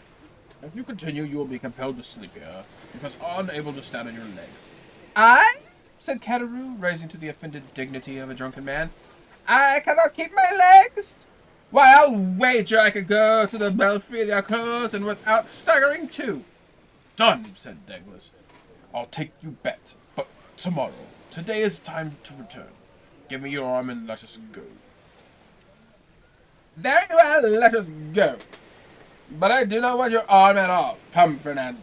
Won't you return to Marseille with us? No, said Fernand. I shall return to the Catalans. You're wrong. Come with us to Marseille. Come along. I will not. What do you mean you will not? Well, just as you like, my prince, there's liberty for all the world. Come along, Danglars. Let the young gentleman return to Catalans if he chooses. Danglars took advantage of Caderousse's temper in the moment to make off towards Marseille by the Pont Saint-Victor, staggering as he went. Then, when he had advanced about 20 yards, Danglars took and saw Ferdinand stoop, picked up the crumpled paper, and putting it into his pocket, then rushing out the arbor towards Pilon. Well, said Caderousse, what lies it told? He said he was going to the Catalans, and he is going to the city. Hello, Ferdinand, you coming, my boy? Oh, you don't say straight, said Danglars. He's gone right to the roads of Vie and Ephemeris. Well, I should have sworn that he turned to the right. How treacherous wine is. Come. Now the thing is at work, and it'll effect the purpose unassisted. And that ends chapter 4. We are going to take... Bye, Belle! I'm going to complete that one. The reading. How is Belle today? I'm going to take a quick break to rest my voice just a few minutes. Take a stretch. Get a drink. Stretch again. And I shall be back in a few minutes. I'm just going to probably go limp here. Mute my stuff. Boom.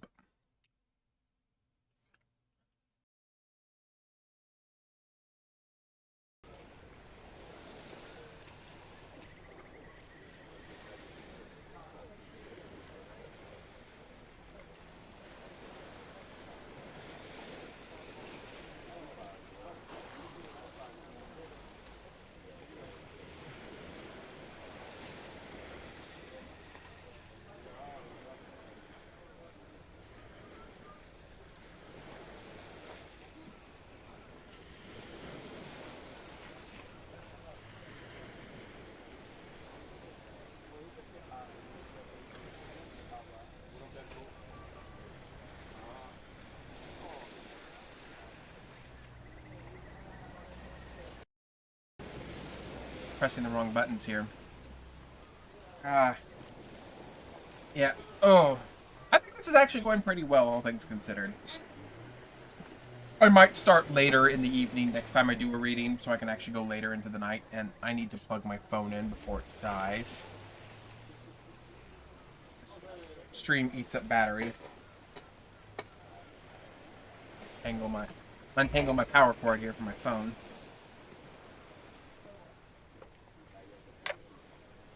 Yep.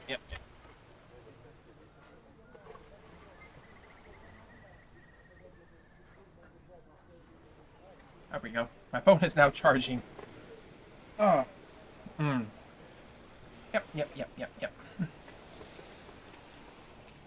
Oh. Get out of that room for a minute. Stretch. Everybody stretch. If you don't take this moment to stretch, I'll put you on the rack and stretch you myself. We have one in the basement. We have a rack in the basement. It's part of the art. It's part of the collection.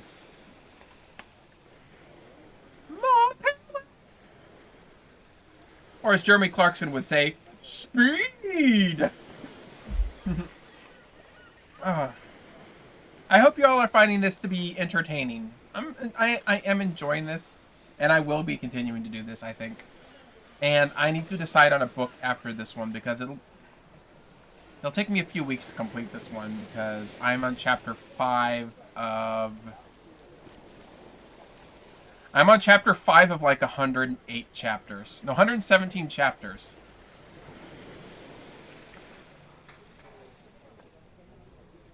Oh, yeah. That's a glitch right there. Yep.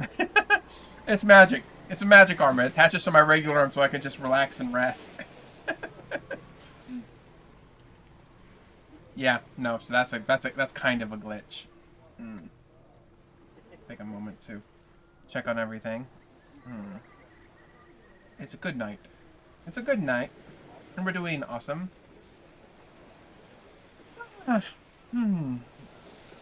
Definitely have to stretch a lot. My back is awful, painful, awful.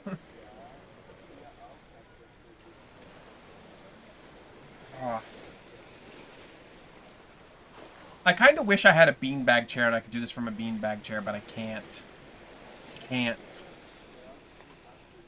And hopefully everything is nice and level.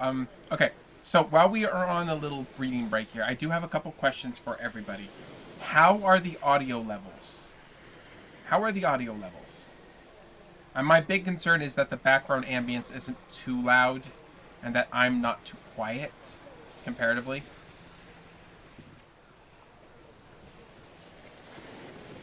Seems fine? Good. And I hope the ambience is not, again, like, distracting. I wanted to not be like, oh yeah, your only thing you're hearing is my voice. I would like to, get that vibe of a coast. Very good. That's good. No, I've got a couple of books lined up already, The next one will probably be something from Jules Verne. It'll probably be 20,000 Leagues Under the Sea or Journey to the Center of the Earth. That sounds good right now? Okay. That's good to know. I'll have to take notes so I can adjust this later when I'm not playing games. Stretch. Oh, I hate getting old. I'm not a young chicken. I'm not a spring chicken anymore, unfortunately. It's a big old cat hairball on the floor. Not like a wet cat fur ball, but like a dry one. Okay, how do I explain this? When you have carpet and you have cats, they shed on it. And when you run your feet across the carpet, it makes little balls of fur like dust bunnies. And there's a big dust bunny at my feet. There's a big kitty cat, a dust kitty at my feet. But yeah, no, I will be reading several Jules Verne's books because Jules Verne is my favorite author of, like, all time. Also a French author like, Alexandre Dumas.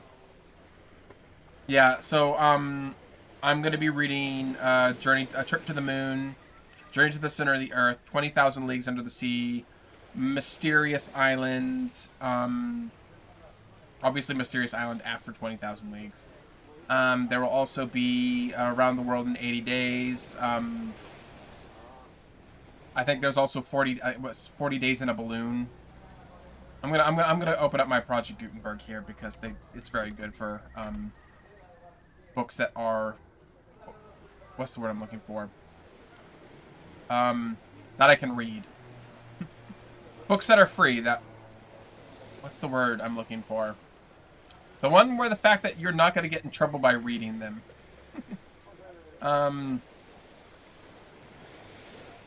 Open source books. So yeah, Around the World in 80 Days, 20,000 Leagues, Journey to the Center of the Earth, Mysterious Island, From the Earth to the Moon, 5 Weeks in a Balloon. Those are the big ones. Here's one I've never actually heard of that I'll probably read, called An Antarctic Journey. Copyright free, yeah, it's copyright free. Essentially, it's open source. Basically, in the UK, it's anything older than, I want to say, 90 years. The US, it's like 60 years after the author has written the piece. Basically, after the author is usually dead. There are exceptions. Like, The Hobbit, Lord of the Rings are not in the public domain yet, because all sorts of weird court decisions, and the system is a little bit fucked, to speak French, and I've lost camera. There we go. Is that better? Yeah. So the system is a little bit on the fucked side.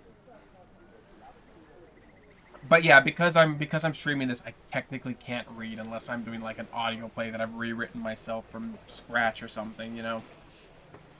But yeah, Lord of the Rings, Hobbit, Silmarillion, anything that's Tolkien is actually technically not in the public domain, despite being old enough to be in the public domain. That's just because the Tolkien estate is basically clamped down on the rights. I can't do anything about that. And whilst I kind of want to read the Lord of the Rings and the Silmarillion and some of Tolkien's works, I can't. Not yet. And they're not due to be in the public domain for another 10 years or so, because of these weird court rulings. Honestly, it makes it kind of a pain in the butt. It really does.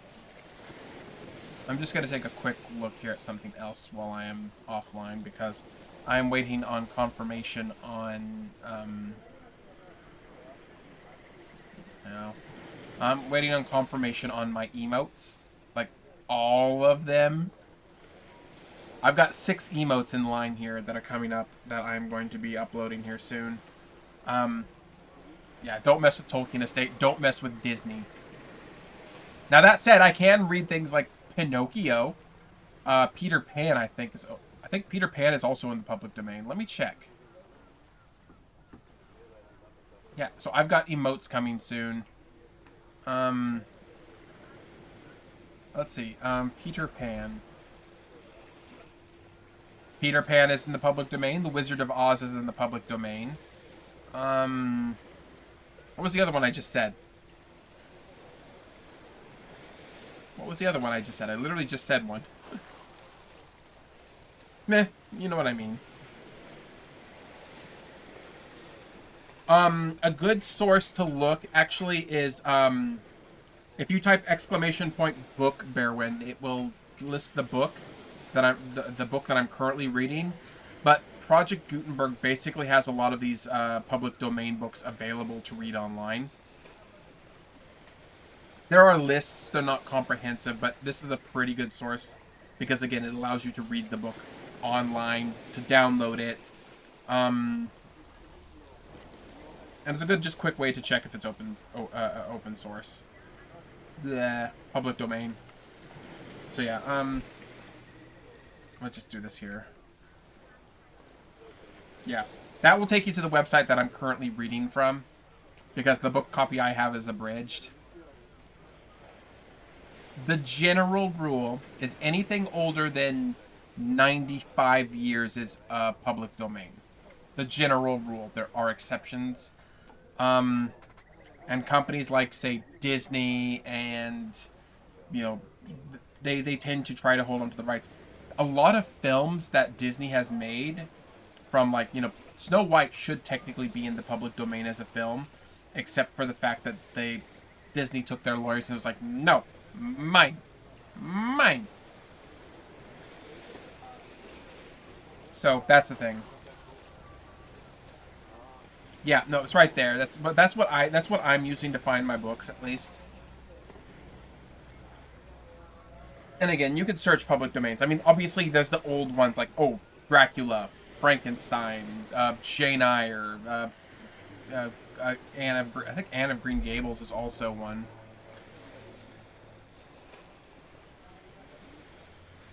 The Anne of Green Gables.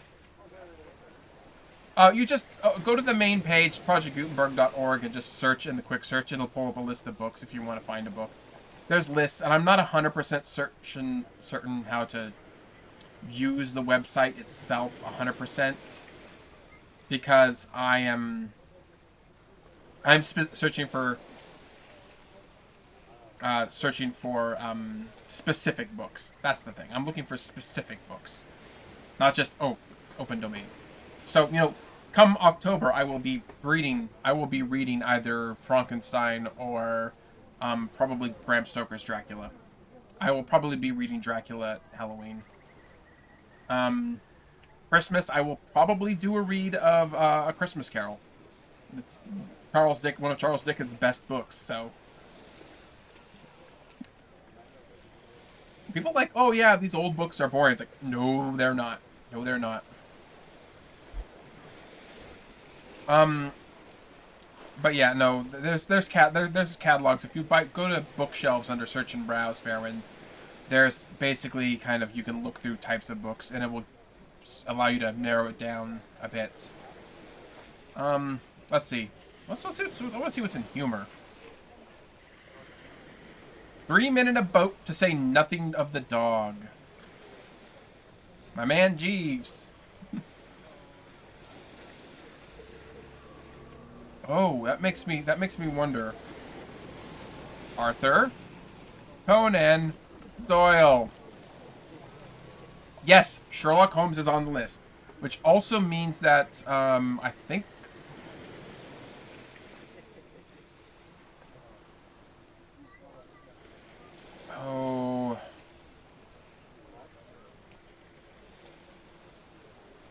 Edgar Rice Burroughs. Yep, Tarzan's on the list. So is Princess of Mars. I will have to read Princess of Mars, I think. I'll come back for Frankenstein. Oh yeah, you'll come back because I'm your friend. That's what it is. So yeah, I mean, At the Earth's Core is a good one. So Edgar Rice Burroughs is on there if you want like Tarzan or stuff. I've got options. I've got a lot of options. Many, many, many options.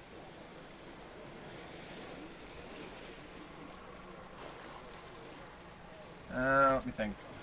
I'm gonna have to basically come up with a comprehensive list over the next couple weeks to say what books I'm gonna read at what point. Next one will be Jules Verne. There's no ifs, ands, or buts about that.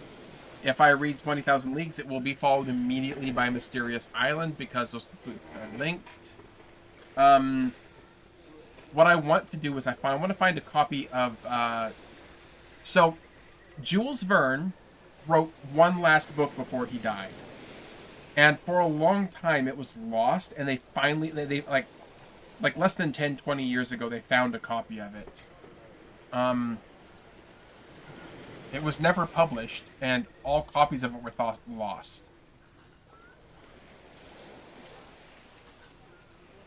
Oh yeah. So in 1989, so oh come on, you don't have that low of a battery. Sorry, my phone's being wibble. Okay, so in 1989, Jules Verne's great-grandson discovered, as yet unpublished, Paris in the 20th Century, which was published in 1994. This is one of those weird ones where it's should be in the public domain, but it was only published in 1994. So I don't know if this one is public domain or not. Um,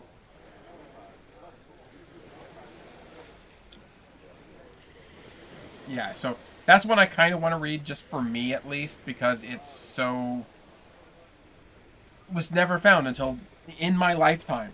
In my lifetime, it was a book that was not found.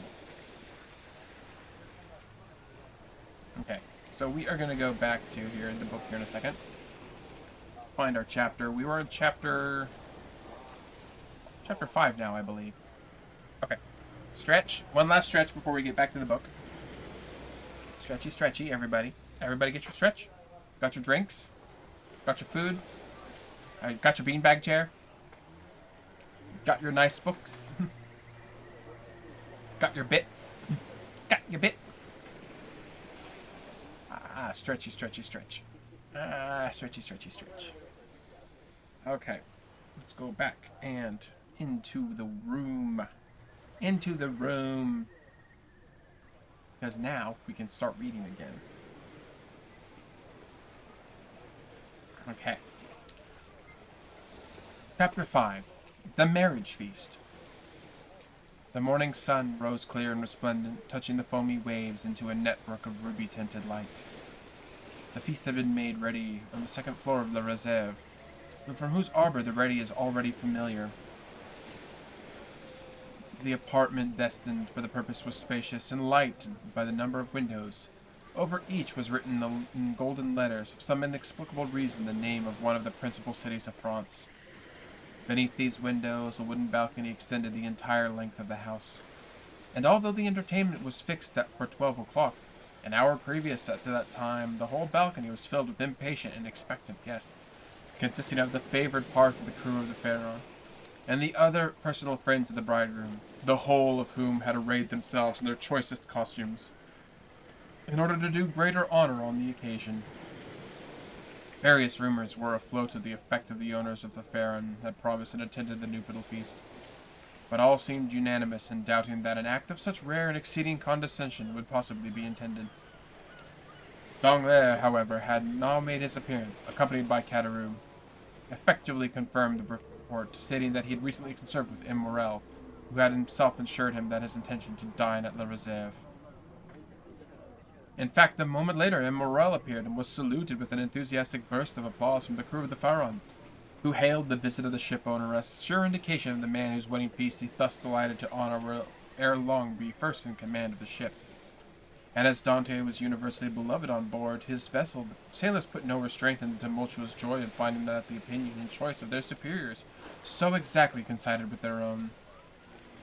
With the entrance of M. Morel, Danglars and Caderousse were dispatched to search of the bridegroom to convey to him the intelligence of the arrival of the important personage whose coming had created such a lively sensation, and to beseech him to make haste. Danglars and Caderousse set off upon their errand at full speed, but ere they had gone many steps they perceived a group advancing towards them, composed of the betrothed pair, a party of young girls in attendance on the bride, by whose side walked Dante's father, the whole brought by Fernand, whose lips wore their usual sinister smile. Neither Mercedes nor Edmond observed the strange expression or the countenance which was so happy, that they were conscious only of the sunshine and the presence of each other. Having acquitted themselves of their errand and exchanged a hearty shake to the hand of Edmond, Danglars and Caderousse took their place beside Fernand and old Dante, the latter of whom attracted universal notice. The old man was attired in a suit of glistening watered silk, trimmed with steel buttons, beautifully cut and polished. His thin but wiry legs were arrayed in a pair of richly embroidered cloaked stockings, evidently of English manufacture, while from his three-cornered hat depended a long streaming knot of white and blue ribbons. Thus he came along, supporting himself on a curiously carved stick, his aged countenance lit up with happiness, looking for all the world like one of the aged dandies of 1796, parading the newly opened gardens of the Luxembourg and Tuileries. Beside him glided Caderousse, whose desire to partake of the good things provided for the wedding party had induced him to become reconciled with Dante's father and son, although there still lingered in his mind a faint and imperfect recollection of the events of the preceding night, just as the brain retains on waking in the morning the dim, misty outline of a dream. As Danglars approached the disappointed lover, he cast him a look of deep meaning, while Ferdinand has slowly paced behind the happy pair, who seemed, in their own unmixed content, to have entirely forgotten that such a being as himself existed, was pale and abstracted. Occasionally, however, a deep flush would overspread his countenance, and nervous contraction distort his features. While, with an agitated and restless gaze, he would glance in the direction of Marseille, like one who either anticipated or foresaw some great and important event. Dantès himself was simply, but becomingly, clad in a dress peculiar of the merchant service, a costume somewhat between a military and civilian garb, and with his fine countenance radiant in joy and happiness, a more perfect specimen of manly beauty could scarcely be imagined. Lovely as the Greek girls of Cyprus or Chios, Mercedes boasted the same fright-flushing eyes of jet and ripe, round coral lips. She moved with the light, free step of an Arslan or Andalusian, one of the more practiced of the arts of great cities, who hid her blushes beneath a veil, or at least have cast down her thickly fringed lashes, so as to have concealed the liquid luster of her animated eyes. But on the contrary, the delighted girl looked around her with a smile that seemed to say, "If you are my friends, rejoice for me, for I am very happy." As soon as the bridal party came into the sight of the reserve, M. Morrel descended and came forth to meet it, followed by the soldiers and sailors there assembled, to whom he had repeated the promise already given, that Dantès should be the successor of the late Captain Leclerc. Edmond, as he approached his patron, respectively placed the arm of his affianced bride within that of M. Morrel, who forthwith, conducting her in the flight of wooden steps leading to the chamber in which the feast was prepared, was gaily followed by the guests, beneath whose heavy tread the slight structure creaked and groaned for the space of several minutes. "Father," said Mercedes, stopping when she reached the center of the table, "sit, I pray you, on the right hand. On my left I will place him who has ever been as a brother to me," pointing with a soft and gentle smile to Fernand. But her words and look seemed to inflict the direst torture to him, for his lips became ghastly pale, and even beneath the dark hue of his complexion the blood might be seen retreating as though some sudden pang drove it back into his heart. During this time, Dantès, on the opposite side of the table, had been occupied with similarly placing the most honored guests. M. Morrel was seated at his right hand, Danglars at his left, while at a sign from Edmond, the rest of the company ranged themselves in the fond and most agreeable.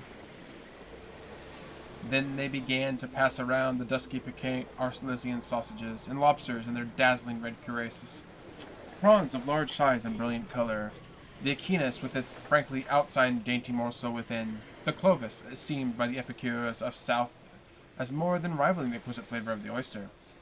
North, all the delicacies, in fact. They had cast up by the wash of waters on the sandy beach, and styled the grateful fishermen fruits of the sea. A pretty silence, truly," said the father of the bridegroom, who had carried to his lips a glass of wine of the hue and brightness of the topaz, and which he had been placed by Mercedes himself. "Now that anybody would think that this room contained a happy, merry party, whose desire nothing more than to laugh and dance the hours away." "Ah," sighed Caderousse, "a man cannot always feel happy because he is about to be married." "No, the truth is," replied Dantès, "that I am too happy for noisy mirth. If that is what is meant to be of your observation, my worthy friend, you are right. Joy takes a strange effect at times. It seems to oppress us almost the same as sorrow." Danglars looked towards Fernand, whose excitable nature received and betrayed each fresh impression. "Why, what ails you?" asked he of Edmond. "Do you fear many reproaching evil? I should say that you are the happiest man alive in this instance." "Ah, that is the very thing that alarms me," returned Dantès. "It does not appear to be intended to enjoy felicity so unmixed. Happiness is like the enchanted palaces we read in our childhood, where fierce fiery dragons defend the entrance and approach, and monsters of all shapes and kinds requiring to be overcome ere victory is ours. I own that I am lost to wonder to find myself promoted to an honor to which I feel myself unworthy, that of being the husband of Mercedes." "Nay, nay," cried Caderousse, smiling. You have not attained that honor yet. Mercedes is not yet your wife. Just assume the tone and manner of a husband, and see how he will remind you that your hour is not yet come. The bride blushed, while Ferdinand restless and uneasy, seemed to start with every fresh sound, and from time to time wiped away the large drops of perspiration that gathered on his brow. Well, never mind that name, Caterus. It would be worthwhile to contradict me for the trifle as that. 'Tis true that Mercedes is not actually my wife, but, added a drawing out of his watch, in an hour and a half she will be. A general exclamation of surprise ran round the table, with the exception of the elderly Dantes, whose laugh displayed the certain perfect beauty in his large white teeth. Mercedes looked pleased and gratified, while Ferdinand grasped the handle of his knife with a convulsive clutch. "In an hour?" inquired Danglars, turning pale. "How is that, my friend?" "Why, thus it is," replied Dantes. "Thanks to the influence of M. Morel, to whom, next to my father, I owe every blessing I enjoy, every difficulty has been removed. We have purchased permission to waive the usual delay, and at 2:30 the Mayor of Marseille will come waiting for us at City Hall. Now, as 1:15 has already struck, I do not consider I have asserted too much in saying that in another hour and 30 minutes, Mercedes will become Madame Dante." Ferdinand closed his eyes. Burning sensation passed across his brow. He was compelled to support himself by the table to prevent his falling off the chair. But in spite of all his efforts, he could not refrain from uttering a deep groan, which, however, was lost amid the noisy felicitations of the company. "Upon my word," cried the old man, "you make short work of this kind of offer.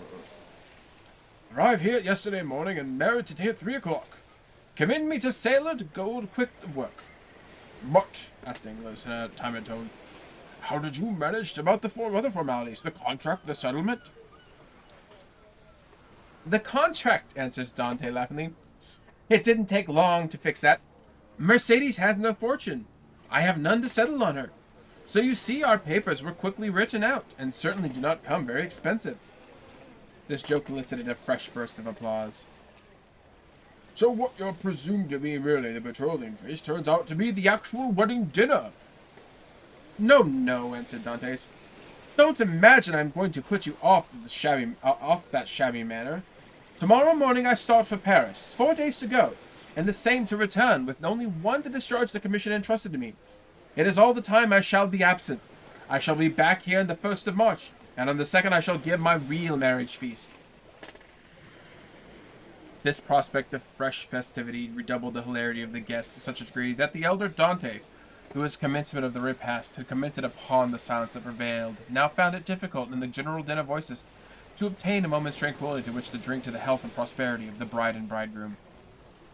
Dantes, perceiving the affectionate eagerness of his father, responded to the look of the most grateful pleasure, while Mercedes glanced at the clock, made an expressive gesture to Edmond. Around the table reigned the noisy hilarity with which prevails at such a time among people sufficiently free from the demands of social position not to feel the trembles of etiquette. Such as at the commencement of the repast had not been able to seat themselves accordingly to their inclination rose unceremoniously, and sought out more agreeable companions. Everyone talked at once, without waiting for a reply, and each one seemed to be contented with expressing his or her own thoughts. Ferdinand's paleness appeared to have communicated itself to Danglars. As for Ferdinand himself, he seemed to be enduring the tortures of the damned. Unable to rest, he was among the first to quit the table, and as though seeking to avoid the hilarious mirth that rose such a deafening sound, he continued, in utter silence, to pace the farthest end of the saloon. The salon, Caderousse approached just as Danglars, whom Ferdinand seemed most anxious to avoid, had joined him in the visit. "Upon my word," said Caderousse, whose mind was friendly treatment to Dantes, united with the effect of the excellent wine he had partaken of, had effaced every feeling of envy or jealousy at Dantes' good fortune. "Upon my word, Dantes is a downright good fellow. And when I see him sitting there beside his pretty wife that is so soon to be, I cannot help but thinking it a great pity to have served him that trick you were planning yesterday." "Oh, there is no harm meant," answered Danglars. "At first I certainly didn't feel with uneasiness what Ferdinand might be tempted to do, but when I look how completely he has mastered his feelings, even so far as to become one of the rival's attendants, I knew there was no further cause for apprehension. Cataroo looked down at Ferdinand. He was ghastly pale. Certainly, continued Douglas, the sacrifice is not trifling one, when the beauty of the bride is concerned. Upon my soul, the future captain of mine is a lucky dog. God, I only wish he had let me take his place. Shall we not set forth? Silvery voice of Mercedes. 2 o'clock has just struck, and we know we are expected in 1/4 of an hour. To be sure, to be sure, cried Dantes, eagerly awaiting the table. Let us go directly. His words were re-echoed by the whole party in vociferous cheers. At this moment, Danglars, who had been increasingly observing every change of Ferdinand's look and manner, saw him stagger and fall back, with an almost compulsive spasm, against a seat placed near one of the open windows. At the same instant, his buzz caught the sort of indistinct sound on the stairs, followed by a measured tread of soldiery, with the clinking of swords and military accoutrements. Then came a hum and buzz of many voices, so as to deaden even the noisy mirth of the bridal party, among whom a vague feeling of curiosity and apprehension quelled every disposition to talk, and most instantaneously the most death-like stillness prevailed. The sounds drew nearer. 3 blows were struck upon the panel of the door. The company looked on at each in consternation. I demand admittance, said a loud voice from outside. In the name of the law! As no attempt was made to prevent the door was opened, and a magistrate wearing his official scarf presented himself, followed by 4 soldiers and a corporal. Uneasiness now yielded to the most extreme dread of those present. May I venture to inquire the reason for this unexpected visit? Said M. Morel, addressing the magistrate, whom he evidently knew. There is doubtless some mistake easily explained. If it is to be so, rely upon the preparations made. Meanwhile, I am the bearer of the order of arrest, and although I most reluctantly perform the task assigned to me, I must nevertheless be fulfilled. Who among the persons has assembled answers to the name of Edmond Dantès? Every eye was turned towards the young man, who, spite of the agitation, could not but feel advanced with dignity, and say in a firm voice, I am he. What is your pleasure with? Edmond Dantès? I arrest you in the name of the law. Me? Repeated Edmond, slightly changing color. And what for, I pray? I cannot inform you, but you will be duly acquitted with the reasons you have rendered such a necessary step the preliminary examination. M. Morel felt the rather resistance of remonstrance was useless. He saw before him an officer delegated to enforce the law, and perfectly well knew that he would be as unavailing to seek pity from magistrate decked in his official scarf, as to address a petition to some cold marble effigy. Old Dante, however, sprang forward. There are situations which the heart of a father or a mother cannot be made to understand. He prayed and supplicated in terms of so moving that even the officer was touched, and although firmly as his duty, he kindly said, My worthy friends, let me beg to you to calm your apprehensions. Your son is probably next to some prescribed form of attention for the cargo, and it is more than probable he will be set at liberty directly given information acquired, whether touching the health of his crew or the value of his freight. What is the meaning of all this? Inquired Cataroo, frowning at Danglars, who assumed a faint of oversize. How can I tell you? He replied. I, like yourself, utterly bewildered at all that was going on. I cannot make least of what was about. Cataroo then looked at it round for Ferdinand, but he had disappeared. The scene of the previous night now came back to his mind in startling clearness. The painful catastrophe he had just witnessed appeared effectually to have rent away the veil which the intoxication of the evening before had raised between himself and his memory. So, said he to the hoarse and choking voice of Nicholas, then I suppose this is part of the trick you were concerting yesterday? All I can say, that if it be so, 'tis an ill turn, and now deserves to bring double evil on those who have projected it. Nonsense, returned Danglars. I tell you again, I have nothing whatever to do with this. Besides, you know very well that I tore the paper to pieces. No, you did not, answered Cataroo. You merely threw it by. I saw it laying in a corner. Hold your tongue, you fool. What should you know about it? Why, you were drunk. Where's Fernand? How do I know? Gone, as every prudent man ought to be. Look after his own affairs, most likely. Never mind where he is. Let you and I go and see what's to be done with our poor friends. During the conversation, Dante, having exchanged a cheerful shake of hand with all their sympathizing friends, had surrendered himself to the officer sent to arrest him, saying, Make yourselves easy, quite easy, my good fellows. There is some little mistake to clear up, that's all. Depend upon it, and very likely I may have to go so far as the prison to effect that. Oh, to be sure, responded Dangler. Now, who had approached the group? Nothing more than a mistake, I feel quite certain. Dantes descended the staircase, proceeded to the magistrate, and followed by the soldier. A carriage awaited him at the door. He got in, followed by 2 soldiers and the magistrate, and the vehicle drove off towards Marseille. Adieu, adieu, dearest Edmund, cried Mercedes, stretching out her arms for him from the balcony. The prisoner heard the cry, from which sounded like the sob of a broken heart, and leaning from the coach he yelled out, "Goodbye, Mercedes! We shall soon meet again!" And then the vehicle disappeared round one of the turnings of Fort St. Nicholas. Wait for me here, all of you, cried M. Morel. I will take the first conveyance I find and hurry to Marseille, where I will bring you word of all how it is going. That's right, explained the multitude of voices. Go and return as quickly as you can. The second departure was followed by a long and fearful state of terrified silence by those who had been left behind. The old father and Mercedes remained for some time apart, each absorbed in grief. But at length the 2 poor victims of the same blow raised their eyes, and with a simultaneous burst of feeling rushed into each other's arms. Meanwhile, Fernand made his appearance, poured out himself a glass of water in a trembling hand, then hastily swallowing it, went to sit down in the first vacant place, and this was, by mere chance, placed next to the seat from which poor Mercedes had fallen half fainting. Then, released from the warm and affectionate embrace of old Dante, instinctively Fernand drew back his chair.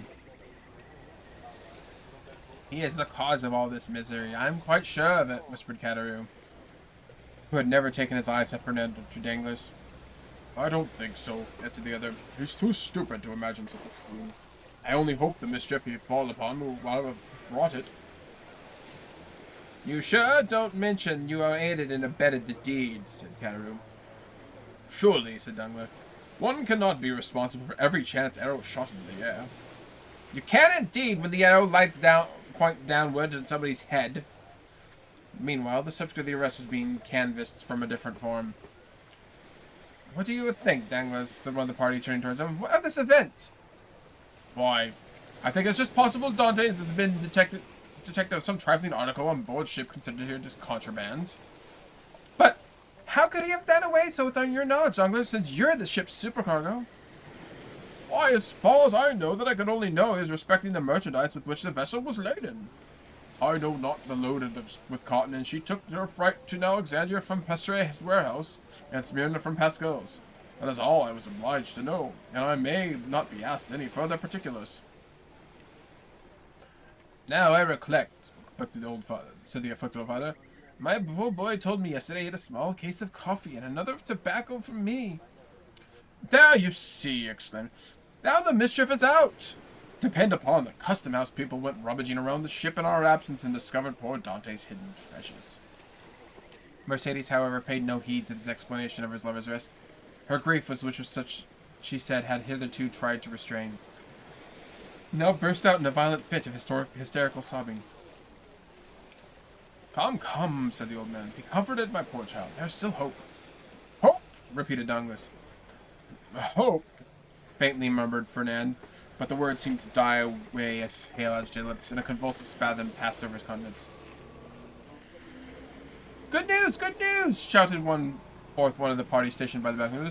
Here comes M. Morel back. No doubt now we shall hear that our friend is released.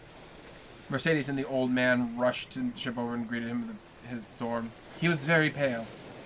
What news? Exclaimed the general burst of voices. Alas, my friends, replied M. Morel, with a mournful shake of his hands. The thing has assumed a more serious aspect than I expected. Oh, indeed, sir, he is innocent, sobbed Clotilde. That I believe, answered M. Morel, but still he is charged. With what? Inquired the old Dantes. With being an agent of the Bonapartist faction. Many of our readers may be able to reckon how formidable such an accusation became in the period in which our story is dated. A despairing cry escaped the pale lips of Mercedes. The old man sank into his chair. Now, Danglars, whispered Caderousse, you have deceived me. The trick you spoke of last night has been played, but I cannot suffer a poor old man as such an innocent girl to die of grief through your fault. I am determined to tell them all about it. Be silent, you simpleton, cried Danglars, grasping him by the arm. I will not answer even for your own safety. Who can tell whether Dantes is innocent or guilty? The vessel did touch at Elba, where he quitted it, and passed the whole day in the island. Now, should any letters or other documents be of a compromising character be found upon him, it will not be taken for granted that all them shall hold him to his accomplices. With the rapid instinct of selfishness, Cataroo readily perceived the solidarity of this mood and reasoning. He gazed doubtfully, wistfully on Dangler, and then caution supplanted generosity. Suppose we wait a while and see what comes of it, said he, a bewildered look at his companion. To be sure. Let us wait. By all means, if he is innocent, of course he will be set at liberty.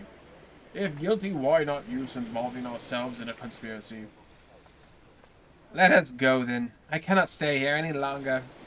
With all my heart, replied Dangler, pleased at the find that such tractable. Let us take ourselves out of the way and leave things for the present to take their course.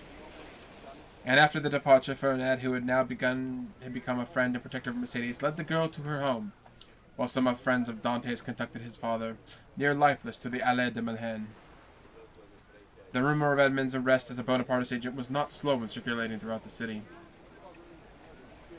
Could you have ever credited such a thing, my dear Danglars? Asked M. Morel as he turned to the portrait promising gleefully fresh tidings of Dantes from M. de Villefort, the assistant procureur. He overtook the supercargo on Cataroo. Would you have believed such a thing possible? Why, you know I told you. Had I considered the circumstances of us having anchored the island of Elba to be a very suspicious circumstance. And did you mention those suspicions to any person beside myself? Certainly not, returned Danglars. Then added in a low whisper, you understand that on account of your uncle M. Policar Morel, you served under the other government, and who does not altogether conceal what he thinks on the subject. You are strongly suspected of regretting the abdication of Napoleon. I should have feared to injure both Edmund and yourself. Had I divulged my own apprehensions to a soul, I am too well aware that, though a subordinate like myself, is bound to acquaint the shipowner with everything that occurs. There are many things he ought more carefully to conceal from all else. 'Tis well, Danglars, 'tis well, replied M. Morel. You are a worthy fellow, and I already thought of your interest in the event of poor Edmund having become captain of the Pharaon. It is possible you are so kind. Yes, indeed. I had previously inquired of Dantes what his opinion was of you, and he should have any reluctance to continue you in your post, for somehow I have perceived a sort of coolness between you. And what was his reply?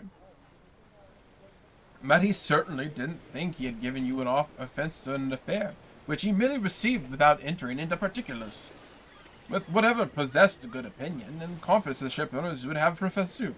The hypocrite, murmured Dennicus. Poor Dante, said Cataroo. No one can deny his being a noble-hearted young fellow.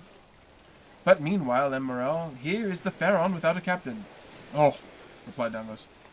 Since we cannot leave the port in the next 3 months, let us hope this expiration that the period Dantes will be set at liberty. No doubt, but in the meantime? I am entirely at your service, M. Morel, answered Danglars. You know that I am as capable of managing a ship as the most experienced captain in all the service, and it will be so far advantageous to you to accept my services, that upon Edmund's release from prison, no further change will be requisite aboard the Pharaon than Dantes and myself, each to resume our respective posts. Thanks, Danglars, for your smooth over all difficulties. I fully authorize you at once to assume the command of the Pharaon, and look carefully at the unloading of her freight. Private misfortunes be upon and not allowed to interfere with business. Be easy on that score, M. Morel. Do you think you shall be permitted to see our poor Edmund? I will let you know as strictly as I've seen to M. de Villefort, who I shall endeavour to interest in Edmund's favour. I am aware he is furious royalist, but in spite of that and of his being king's attorney, he is a man like ourselves, and I do fancy not a bad sort of one. Perhaps not, replied Danglars. But I hear that he is ambitious, and that's rather against him. Well, well, said Emerald, we shall see. But now hasten on board, we shall join you not ere long. So saying, the worthy shipowner quitted the two allies, and proceeded in the direction of the Palais de Justice. You see, said Danglars, addressing others, the turn things have taken. Do you feel any desire to stand up in its defence? Not in the slightest, but yet it seems to me a shocking thing that a mere joke should lead to such consequences. But you perpetuated that joke, and let me ask, Neither you nor yourself, but Ferdinand, who knew very well I threw the paper in the corner of the room. Indeed, I fancied I had destroyed it. Oh no, replied Carus. That I can answer for, you did not. I wish I could see it now as plainly as I saw it lying out crushed and crumpled in the corner of the arbor. Well then, if you did depend upon it, Ferdinand picked it up, and either copied it or caused it to be copied, perhaps. He did not take the trouble of recopying it. And now I think of it, by heavens, I may have sent the letter myself. Fortunately for me, the handwriting was disguised. Then you were aware of Dante's being engaged in a conspiracy? Not I, but before I said that the whole thing was a joke, nothing more. It seems, however, that I have unconsciously stumbled upon the truth. Still, argued Caderousse, I would give a great deal if nothing of the kind had happened, or at least that I had no hand in it. You will see, Danglars, that you will turn out as a lucky job for both of us. Nonsense. If any harm come of it, it should fall on the guilty person, and that, you know, is Ferdinand. How can we be implicated anyways? All we have got to do is to keep our counsel and remain perfectly quiet, not breathing a word to any living soul, and then you will be that storm that will pass away without us in the last affecting us. Amen, responded Caderousse, waving the hand as a token of adieu to Danglars, and bending he stepped forward to the Allée de Milan, moving his head to and fro, and muttering as he went in the manner of those whose mind was overchanged by one absorbing idea. So far, then, said Danglars mentally, as all gone, temporarily commander of the Pharaon, with the certainty of being permanently so, if that fool of a Caderousse had persuaded him to hold his tongue. My only fear is the chance of Dante being released, but there, he is in the hands of justice, added the smile. She will take her own. So saying, he leapt into a boat, desiring to be rowed on board the Pharaon, where M. Morrel had agreed to meet him. Okay, that was chapter 5. And now I'm being told to hydrate, because I'm coughing a little bit. Yum, yum, yum. And the kitty is taking a moment to... be friendly. Hi, Watson. I pick the kitty up. Give her snuggles. Hi, little one. Let's take a moment to appreciate the cat. You can't tell, but she's giving me little kitty kissies on the nose because she's adorable. I love my kitty cats. If anything were to happen to them, I would burn the world down.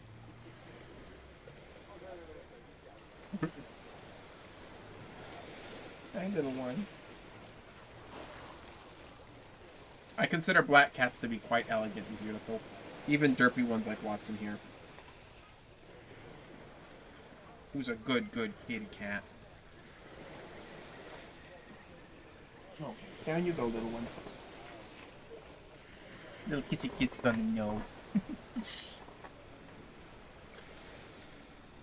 Okay, let's take a quick look how long this chapter is. We've been going for 2.5 hours. Not bad.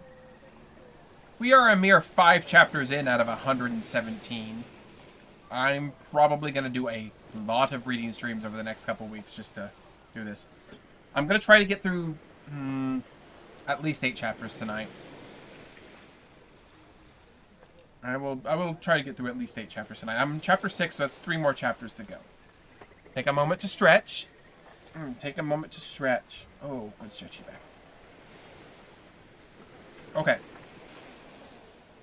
Ahem. Ahem, ahem, ahem. Me.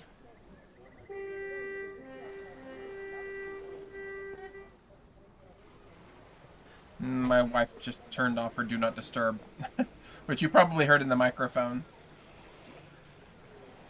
Chapter 6. The Deputy Procureur du Roi.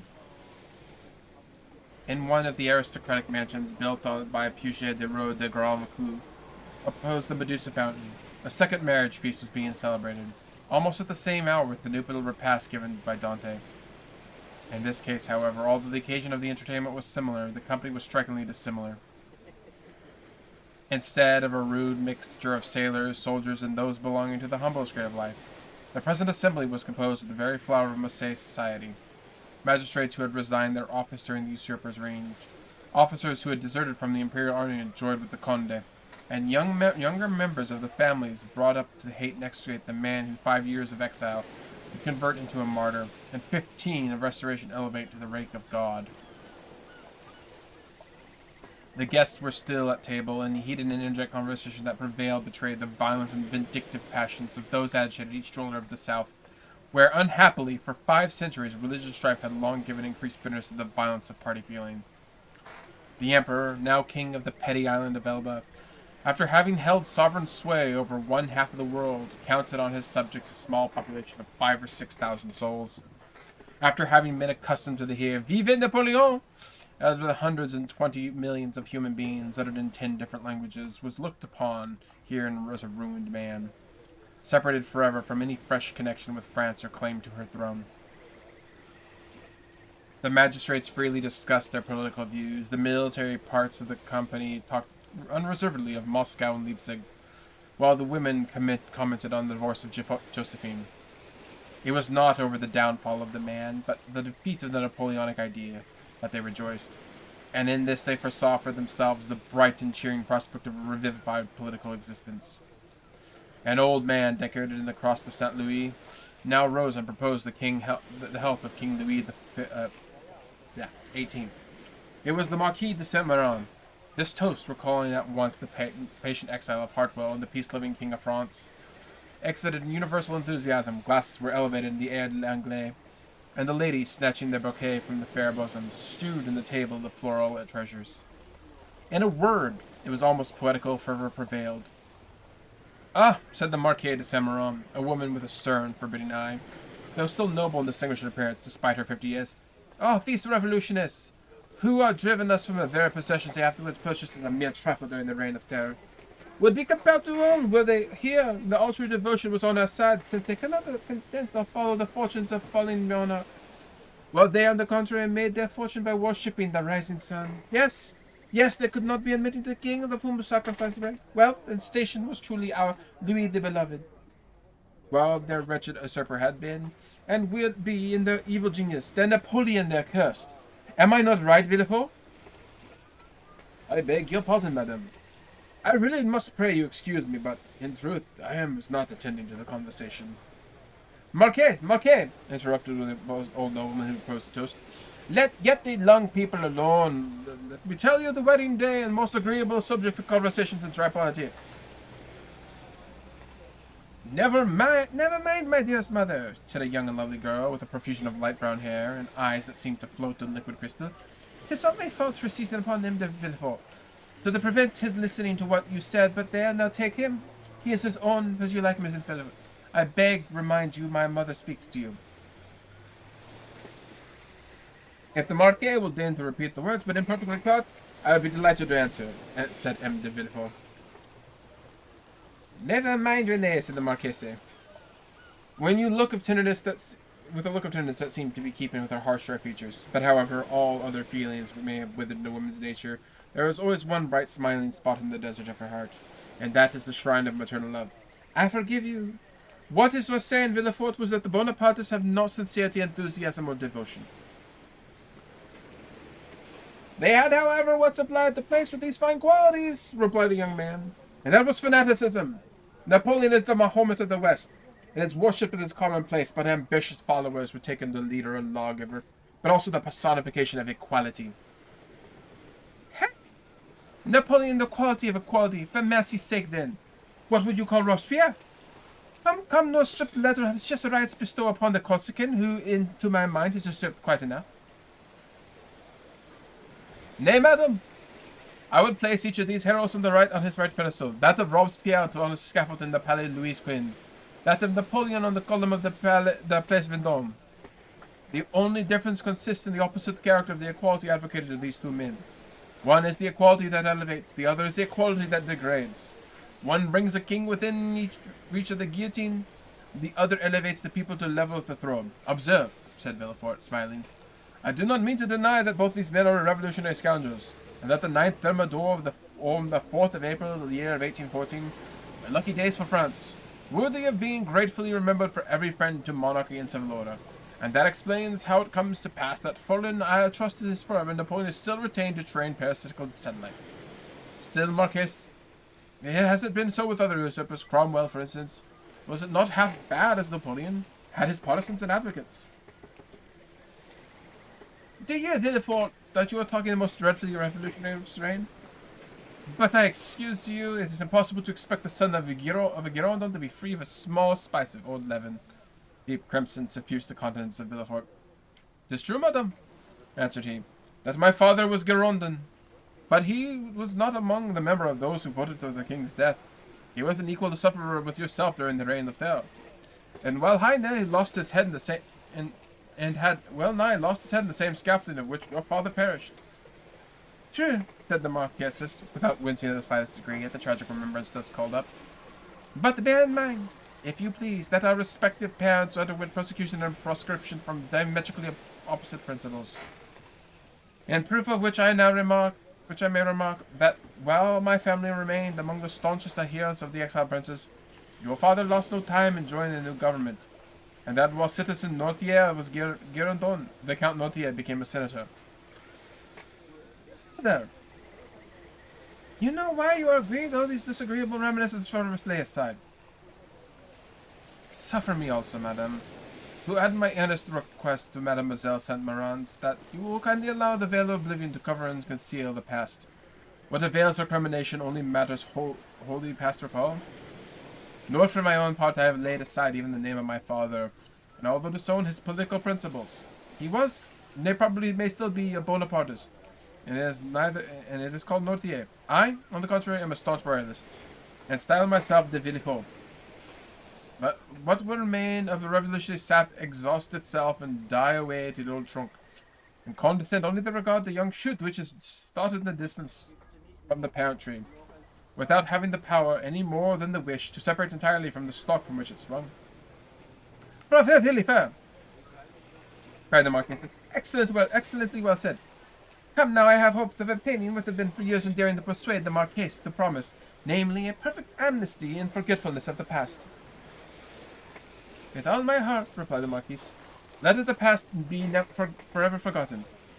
I promise you this affords me a little pleasure to revive it as it does you.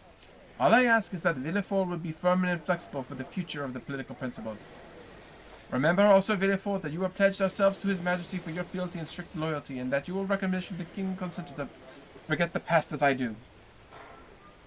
And here she extended his hand to him. As I now do your entreaty, but bear in mind, you should be fought if in your way anyone guilty of conspiring against your government. You will be much more bound to visit the offense with rigorous punishment, as it is known you belong to a strict family. Alas, madame, returned Villefort, my profession as well as the time in which I live compels me to be severe. I have already successfully conducted several public prosecutions and brought the offenders to merited punishment, but we have not done with the thing yet. Do you indeed think so? Inquired the Mrs. I am. I at least fearful of it. Napoleon and the island of Elba is too near France, and his proximity keeps up the hopes of his partisans. Marseille is filled with half-pay officers who are, daily, under the frivolous pretext of another, getting up quarrels with the royalists. From here arise continual and faithful duels with the higher classes of persons and assassinations of the lower. You have heard, perhaps, said the Comte de Salvu, that M. de Saint-Méran's oldest friends and chamberlain of the Comte d'Artois, that the Holy Alliance proposed removing him from thence? Yes, we were talking about it when we left Paris, said M. Saint-Méran, and therefore has decided to transfer him? To St. Helena? For heaven's sake, where is that? An island situated on the far side of the equator, at least 2,000 leagues from here, replied the Count. So much the better. As Villefort observes, is the active body that is left is the man between Corsica, where he was born, in Naples, which is my brother-in-law is king, and face to face with Italy, the sovereignty of which he coveted for his son. Unfortunately, said Villefort, there are treaties of 1814, and we cannot molest Napoleon without breaking those compacts. Oh well, you shall find our way out of it, said M. de Salvu. There wasn't any trouble over treaties, but a question of shooting the poor Duc d'Enghien. I don't know how to pronounce that one. Well, said the Marquess, it seems probable that the aid of the Holy Alliance, we shall be rid of Napoleon, and we shall trust in the visions of M. de Villefort to purify Marseille of its partisans. The king is either a king or no king. If he be acknowledged as sovereign of France, he should be upheld in peace and tranquility, and this can be best effected in employing the most inflexible agents to put down every attempt at conspiracy. 'Tis the best and surest means of preventing mischief. Unfortunately, madame, answered Villefort, the strong arm of the law is not called upon to interfere until the evil has taken place. Then all has got to do with it to endeavor to repair it. Nay, madame, the law is frequently powerless to effect this. All I can do is avenge the wrong done. Oh, M. de Villefort, cried the beautiful young creature, daughter of the Comte de Salvieux, and cherished friend of Mademoiselle de Saint Méran. Do try and get some famous trial while we are at Marseilles. I never was in a law court. I was told it's very amusing. Amusing, certainly, replied the young man, inasmuch as, instead of shedding tears for the fictitious tale of woe produced at theatre, you behold a law court, a case of real and genuine distress, a drama of life.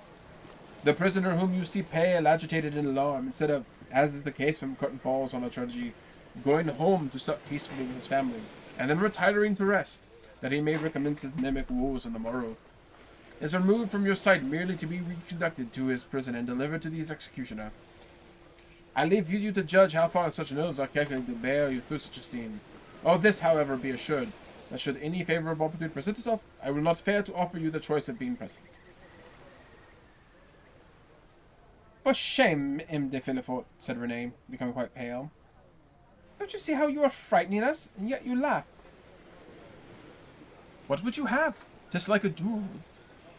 I have already recorded sentence of death 5 or 6 times against the movers of political conspiracies, and who say how many anchors have been sharpened, only waiting favourable opportunity to be buried in my heart.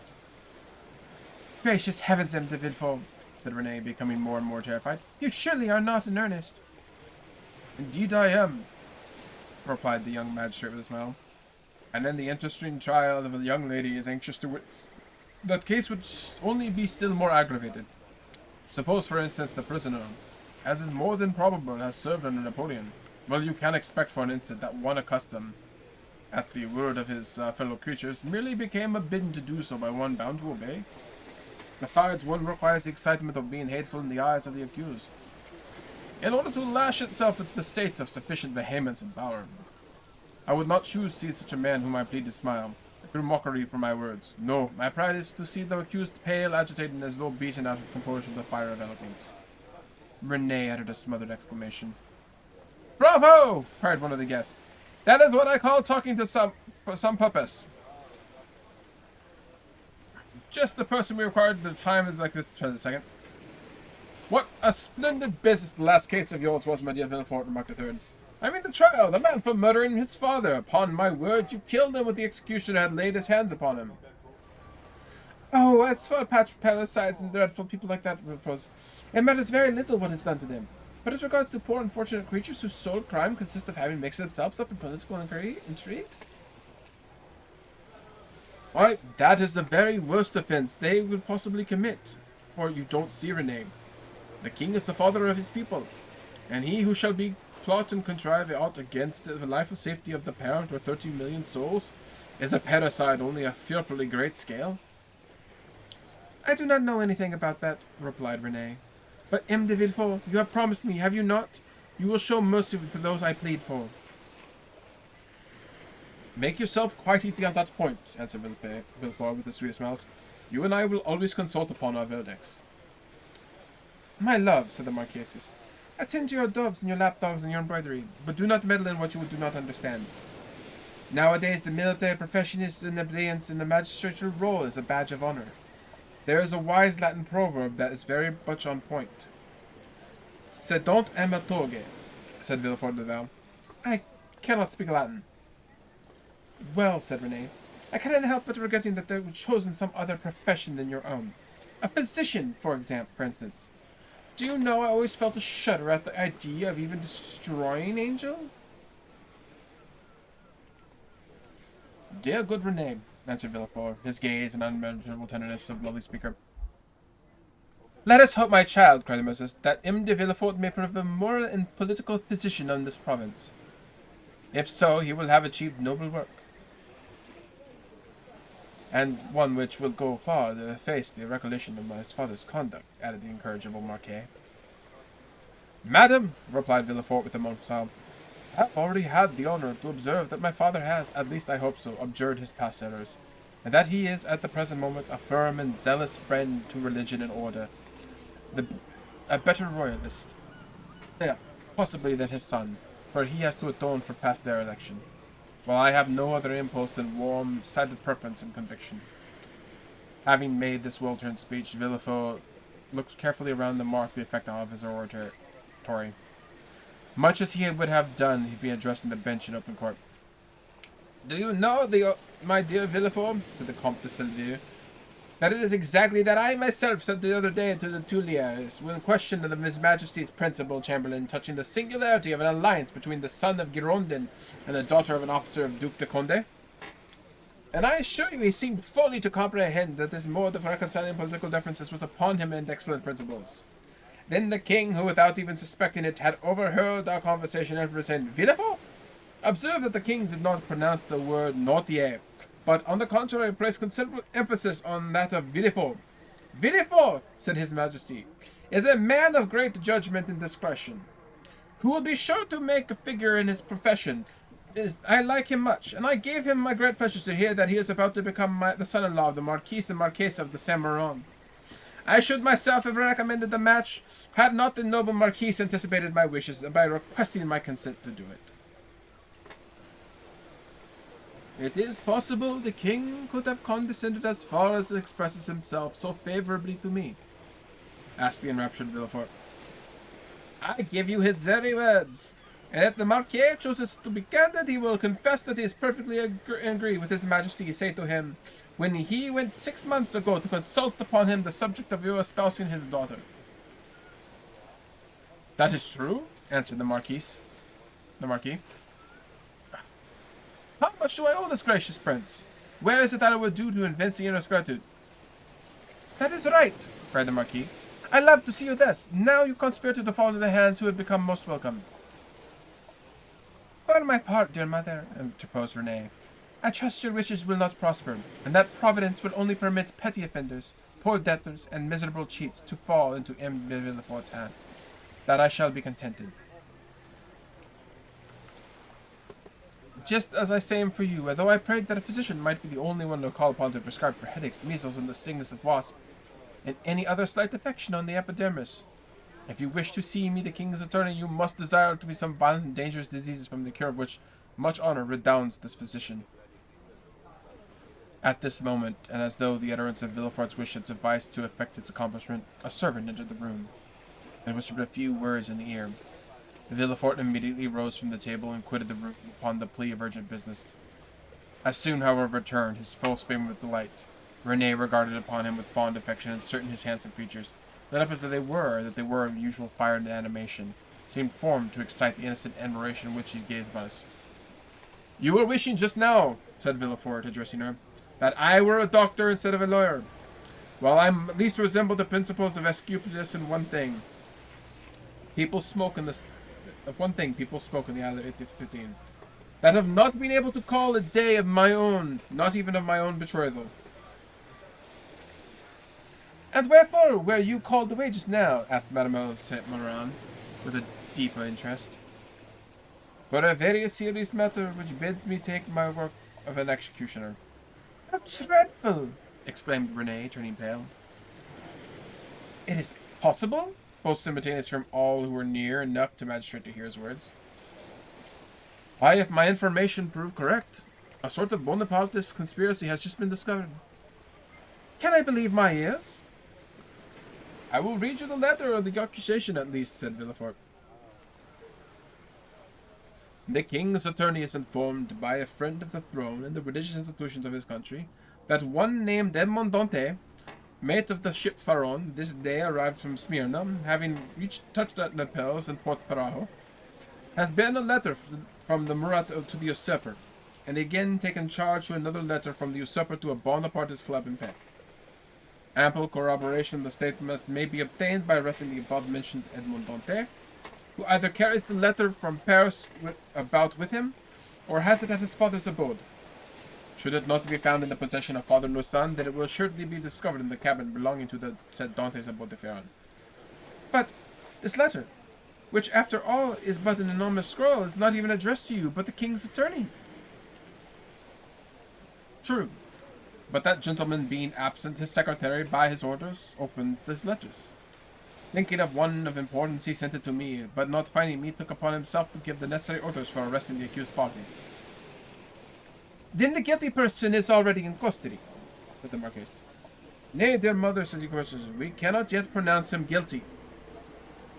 He is in safe custody without Villefort, and reply upon, if the letter is found, he will be likely to be trusted abroad again, unless he goes forth under the especial protection of the headsman. And where is this unfortunate being, after name? He is at my house. Come, my friend, interrupted Marquet, say.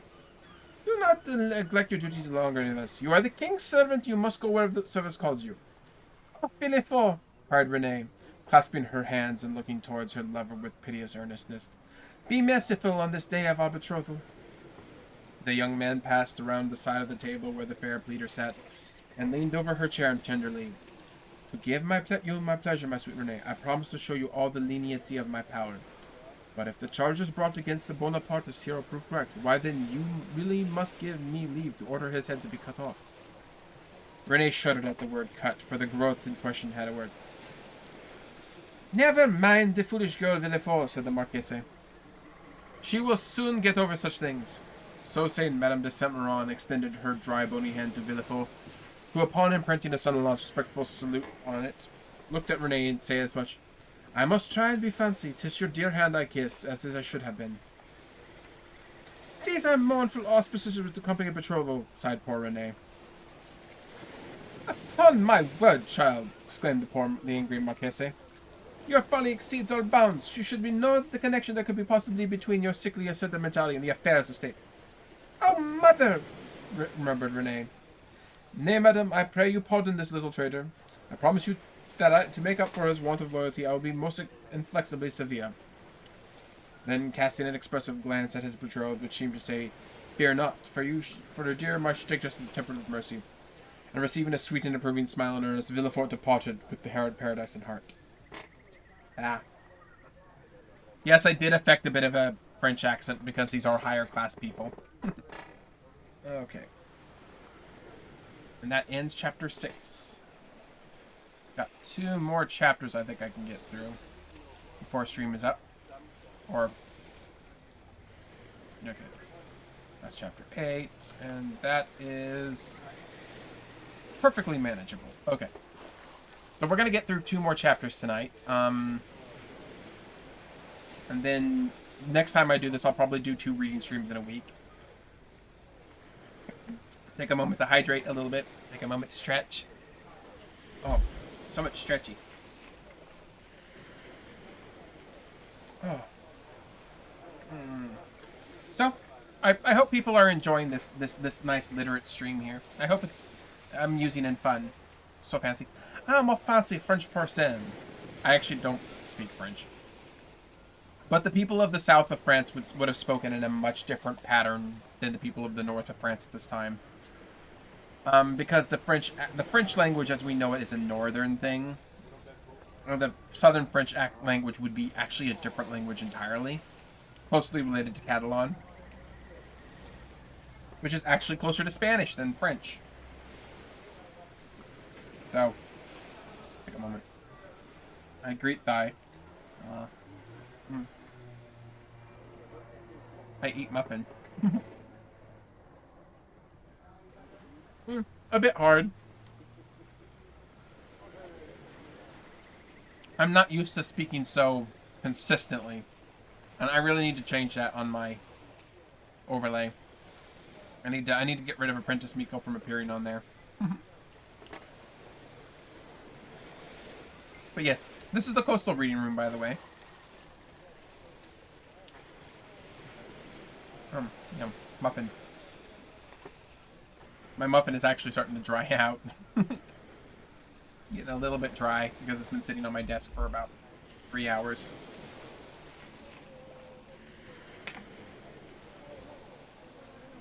You know, she's my bot.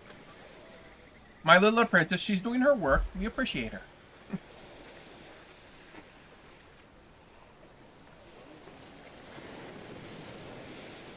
Well, you don't have to necessarily grab a novel. You can, if you have a Switch or something, you could take it into one of the rooms and play Switch games while overlooking the Italian coast. My library is quite flexible for that purpose. Okay. Okay, let's take our moment to just do our checkups here on things.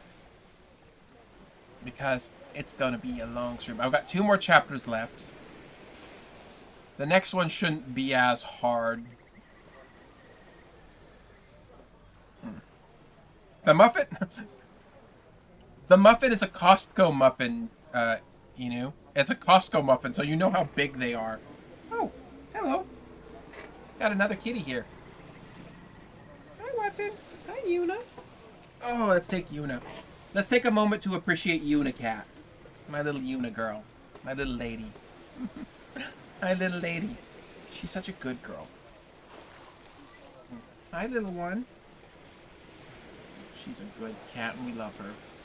We love all our cats. No, I really love my little Una girl because... Hiding with the dogs in comics. I really love my little Una because when we first got her, she was scared of everything. But now she's bonded with me so thoroughly that she's like, oh, yeah, you're my mom. And she'll come up in the morning after they've been fed and I'm still in bed. She'll come up and lay next to me while her brother also lays next to me. Fidget and Una will lay next to me. Sometimes they'll lay on me as I'm getting in bed and reading. She's a very petite and svelte girl. Very small, very sweet. And she's purring. She's very quiet, is the thing. The only way that I can really make her make noise is if I'm going to feed her or I'm accidentally stepping on her tail. Which I'm not going to do because she's been fed and I don't want to step on her tail in accident. She's a good cat. A very good cat. Oh, yes, good cat. Rock the kitty. I'm going to try to get a cat asset made for her and Watson that I could put on screen with me at some point. Little cat hat, maybe. That would actually be cute. Idea. I need somebody who's... Cutie, are you here? I may have a commission for you that's small and easy to do. I may have a little commission that's small and easy for you to do. With the kitty cats. I have to give Una some love because she's very shy. If I don't give Una love, she's like, no. No, she gets nuzzly. Okay, I'm gonna sit her on my lap. She's shedding all over the place because it's summer now. But she's a good cat. And I'm wearing a white shirt. I just remembered I'm wearing a white shirt and she's black. She's all sorts of black. Her brother is worse though. I think a black cat is bad if you wear white. A white cat is bad if you wear black. Fidget is bad if you wear black or white. So Fidget, he's a tri-point. He's got the Siamese patterns, right? Which means he's white and black and brown and everything in between. He literally can sit on any clothing and make the fur appear. Whereas Una, it's like Una and Watson, they'll make the fur appear on the white clothing. But I like them either way. Come on, little one. Let's go. Back to the book. Okay, so chapter 7, the examination. Clear my throat. No sooner had Villefort left the salon than he assumed the grave air of a man who held the balance of life and death in his hands. Now, in spite of the nobility of his countenance, the command of which, like a Finnish actor, he had carefully studied before the glass, it was by no means easy for him to assume an air of judicial severity, except the recollection of the line of politics his father had adopted, which might interfere unless he acted out with the greatest prudence with his own career. Gerard de Villefort was a happy man, as happy a man as could be. Already rich, he was held in a high official situation, though only 27. He was about to marry a young girl and a charming woman, whom he loved, not passionately but reasonably, as became a deputy attorney of the king. And besides his personal attractions, which were very great, Mademoiselle de Cimarron's family possessed considerable political influence, which they would, of course, exert in his favor. The dowry of his wife amounted to 50,000 crowns, and he had, beside the prospect of seeing her fortune increase to 500,000 at her father's death. These considerations naturally gave Villefort a feeling of such complete felicity that his mind was fairly dazed in contemplation. At the door he met the commissary of police, who was waiting for him. The sight of this officer recalled Villefort from the third heaven to earth. He composed his face, as he had been described, and said, "I have read the letter, sir, and you are acted rightly to arresting this man. And you have acted rightly in arresting this man. Now inform me where you have discovered concerning him and the conspiracy." "We know nothing yet of the conspiracy, monsieur. All the papers have been found, sealed up and placed on your desk. The prisoner himself is Edmond Dantès, mate on board the Three Master of the Pharaon, trading with the cotton of Alexandria and Smyrna, and belonging to Morel and Son of Marseille. Before he entered the merchant service, he was ever served in the Marines?" "Oh no, monsieur, he was very young." "How old?" 19 or 20 at most." At this moment, and as Villefort had arrived at the corner of the Rue de Conseil, a man who seemed to have been waiting for him approached. It was M. Morel. "Ah, M. de Villefort," he cried. "I am delighted to see you. Some of your people have committed the strangest mistake. They have arrested Edmond Dantès, mate of my vessel." "I know it, monsieur," replied Villefort, "and I am now going to examine him."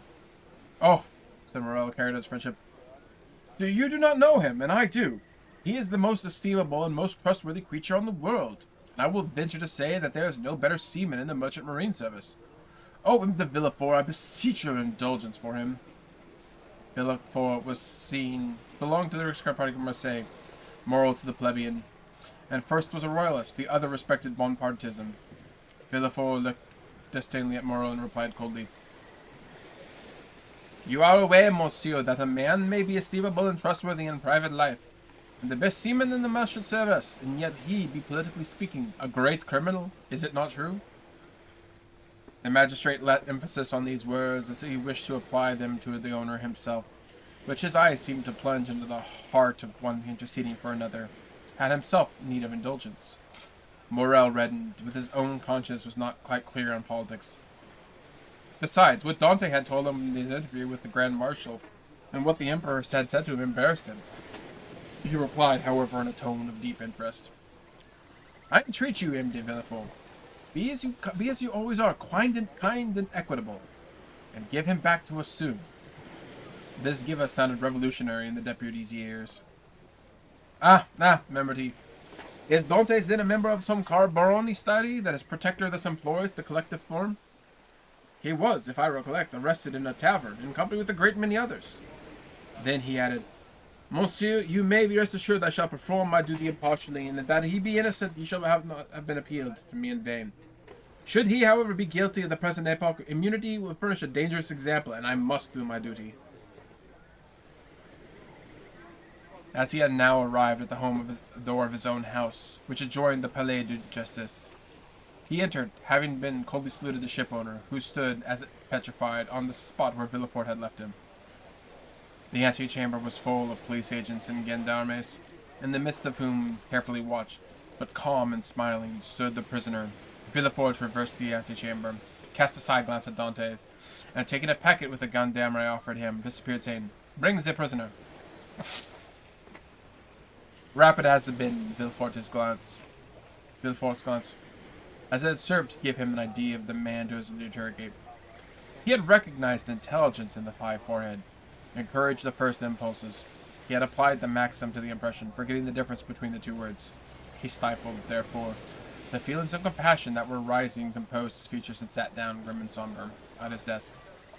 An instant after Dantes entered, he was pale but calm and collected, and saluting his judge with easy politeness, looked around for a seat as if he had been in Morel's saloon. It was then he encountered his first time Villefort's look. The look peculiar to the magistrate, who, while seeming to read the thoughts of others, betrays nothing of his own.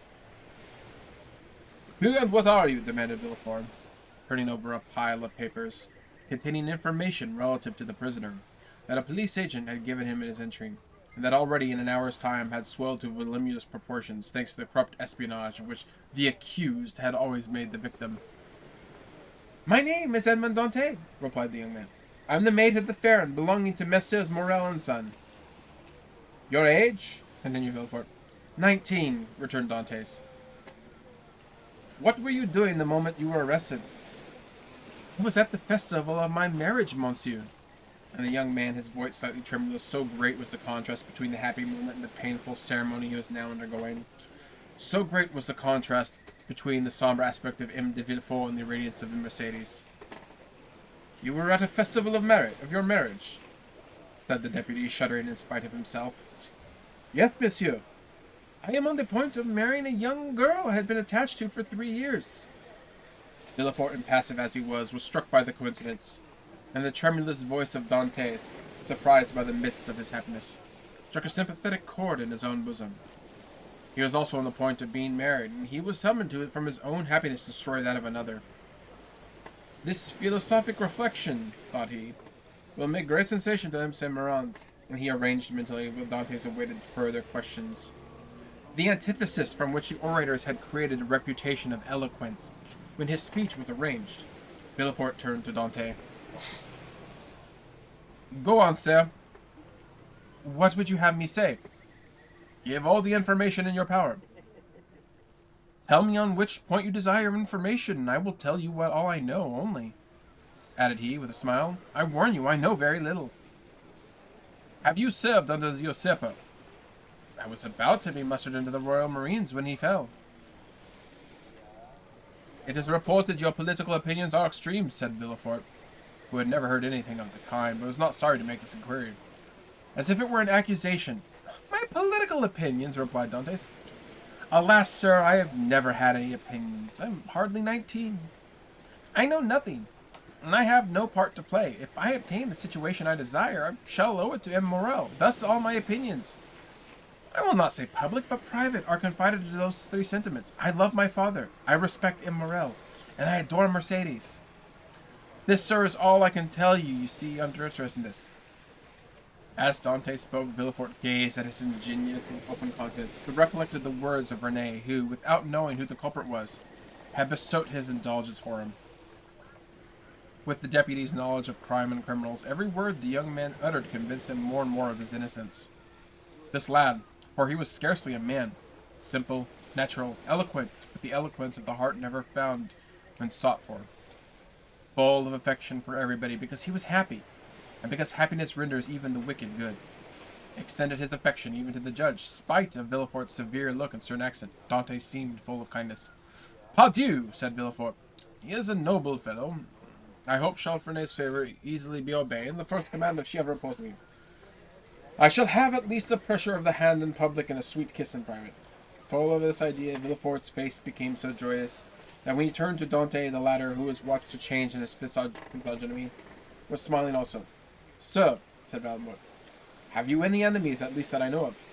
"I have enemies?" replied Dantès. "My position is not sufficiently elevated for that.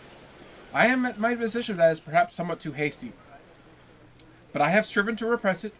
I have had 10 and 12 sailors under me, and if you question them, they will tell you that they love and respect me, not as a father, but for I am too young, but as an elder brother. But you may have excited jealousy. You are become captain at 19, an elevated post. You are about to marry a pretty girl who loves you, and these 2 pieces of made good fortune may have excited the envy of someone." "You are right. You know men better than I do. And you say you may possibly be the case. I confess, if such persons are among my acquaintances, I prefer not to know it, because then I should be forced to hate them." "You are wrong. You should always strive to see clearly around you. You seem a worthy young man. I will depart from my strict line and my duty, and aid you in discovering the author of this accusation. Here is the paper. Do you know the writing?" As he spoke, Villefort drew the letter from his pocket and presented Dantès. Dantès read it. A cloud passed over his brow. He said, "No, monsieur, I do not know the writing. Yet it is terribly plain. Whoever did it writes well. I am very fortunate." He looked gratefully at Villefort. "He examined by such a man as you, for this envious person is my real enemy." And then the rapid glance of the young man's eyes shut forth. Villefort saw how much envy lay hidden beneath this malice. Now, said the deputy, answer me frankly, not as a prisoner to a judge, but as one man to another who takes an interest in him. What truth is there in this accusation contained in this anonymous letter? And Villefort threw the same from his desk the letter Dantes had just given back to him. None at all. I will tell you the real facts. I swear for my honor as a sailor, for my love for Mercedes, for the life of my father. Speak now, monsieur said, and then eternally, if Renee could see me, I would hope she'd be satisfied, and would no longer call me a decapitator. Well, when we quitted Naples, Captain Leclerc was attacked with a brain fever. As we had no doctor on board, and he was so anxious to arrive at Elba that he would not touch it at any port, his disorder rose to such a height that in the end of the third day, feeling he was dying, he called me to him. My dear Dantes, he said, swear to perform what I am going to tell you for the matter of my deepest importance. I swear, Captain, replied I. Well, after my death, the command devolves on you as my mate. Assume the command and bear up to the island of Milne. Disembark at Porto Ferrajo. Ask for the Grand Marshal and give him this letter. Perhaps they will give you another letter and charge you with a commission. You will accomplish what I have done and derive all that honor and profit from it. I will do it, Captain, but perhaps I shall not be admitted to the Grand Marshal's presence so easily as you expect. Here is a ring with which to obtain an audience with him, and remove every difficulty, said the captain. At these words he gave me a ring, and this time 2 hours after he was delirious. The next day he died. And what did you do? What I ought to have done, and what everyone else would have done in my place. Everywhere the last requests of a dying man are sacred, but with a sailor the last requests of his superior are commands.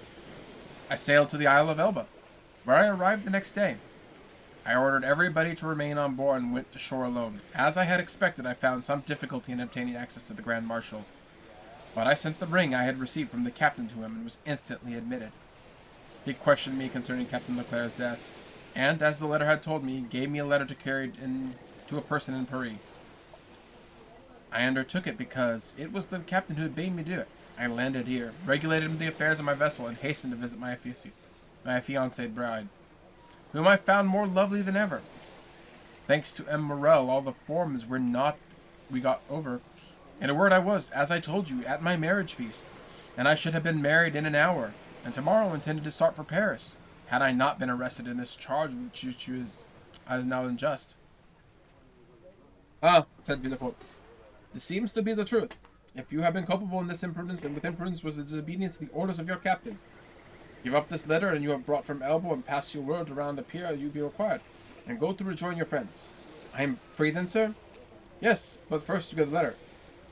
You have it already, for it was taken from me with some others which I see in this packet. Stop a moment, said the deputy, as Dantes took his hat and gloves off. To whom is it addressed? To Monsieur Notier, Rue Coq-Héron, Paris. Had a thunderbolt fallen into the room, Villefort could not have been more stupefied. He sank into a seat, and hastily turning over the packet, drew forth the fatal letter in which he had glanced over the expression of terror. M. Notier, Rue Coq-Héron, number 13, murmured the Aigrotoy. Yes, do you know him? No, replied Villefort. A faithful servant of the king does not know conspirators. It is a conspiracy, then? Asked Dantes, who, after believing himself free, now began to feel a tenfold alarm. I have already told you, sir, I am as entirely ignorant of the contents of the letter. Yes, but you knew the name of the person to whom it was addressed, said Villefort. I was forced to read the address to know to whom to give it. Have you shown this letter to anyone? Asked Villefort, becoming still more pale. To no one, on my honor. Everybody is ignorant of you, the bearer of this letter from the island of Elba, addressed to M. Notier. Everybody except the person who gave it to me. And that was too much, far too much, murmured Villefort. Villefort's now darkened more and more. His white lips and clenched teeth filled Dante with apprehension. After reading the letter, Villefort covered his face with his hands. Oh, what is the matter? Villefort made no answer, but raised his head in expiration a few seconds, and again perused the letter. And you say that you are in ignorance of the contents of the letter. I give you my word of honor, sir, said Dantes. But what is the matter? You are ill? Shall I ring for assistance? Shall I call? No, said Villefort, rising hastily. Stay where you are. It is for me to give orders here and not you. Monsieur, replied Dante proudly. It was only to summon assistance for you. I want none. It was a temporary indisposition. Attend to yourself. Answer me. Dante's waited, expecting the question, but in vain. Villefort fell back to his chair, passed his hand over his brow in moist perspiration, and for the third time read the letter. Oh, if he knew the contents of this, murmured he, and that Noirtier is the father of Villefort, I am lost. His eyes fixed upon Edmond, and he would penetrate his thoughts. Oh, it is impossible to doubt it, cried he suddenly. In heaven's name, cried the unhappy young man. If you doubt me, question me. I will answer you. Villefort made a violent effort in the tone he strove to render firm. Sir, he said, I am no longer able, as I had hoped, to restore you immediately to liberty. Before doing so, I must consult the trial justice. But my own feeling is already known. Oh, monsieur, cried Dantes, you have been rather a friend than a judge. Well, I must detain you from some time longer. I will strive to make it as short as possible. The principal charge against this letter, as you see, Villefort approached the second, and waited until it was signed. You see, I destroy it. Oh, you are goodness itself. Listen, continued Villefort. You can now have confidence in me that after I have done... Oh, command, and I will obey. Listen, this is not a command, and an advice I give you. Speak, and I shall follow your advice. I shall detain you this evening in the Palais de Justice. Should anyone else interrogate you, say to him what you have said to me, but do not breathe a word of this letter. I promise it was Villefort who seemed to entreat, and the prisoner who reassured him. You see, continued Gazet of the Gate, where fragments of burnt paper flung into the flames, the letter is destroyed, and you are alone of its existence. Should you therefore be questioned, deny all of it. Deny it boldly, and you are saved. Be satisfied, I will deny it. It was the only letter you had. It was. Swear it. I swear it. Villefort rang. A police agent entered. Villefort whispered some words in his ear, in which the officer replied by a motion of his hand. Follow him, said Villefort de Dante. Dante saluted Villefort and retired. Hardly had the door closed when Villefort threw himself half-fainting into a chair. Allah, Allah, murmured he. If the procureur himself had been in Marseille, I should have been ruined. This accursed letter would have destroyed all my hopes. Oh, my father, must your Pasquier always interfere with my successes? Suddenly a light passed over his face, and a smile played on his set mouth, and his haggard eyes were fixed in thought. This will do. And from this letter which might have ruined me, I will make my fortune. Now to work what I have in hand. And having assured himself that the prisoner was gone, the deputy procureur hastened to the house of his betrothed. And that is chapter 7. That is chapter 7 done. We got one more chapter we're going to do tonight. We are going to read chapter 8. And this is probably the turning point of the book.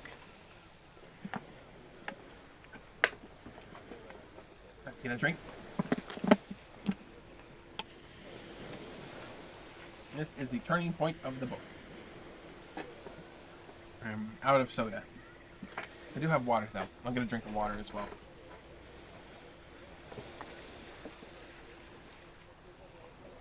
Chasing a drink of soda with water is really weird in my mouth. Okay, so, last chapter, and probably the most important chapter in the first volume.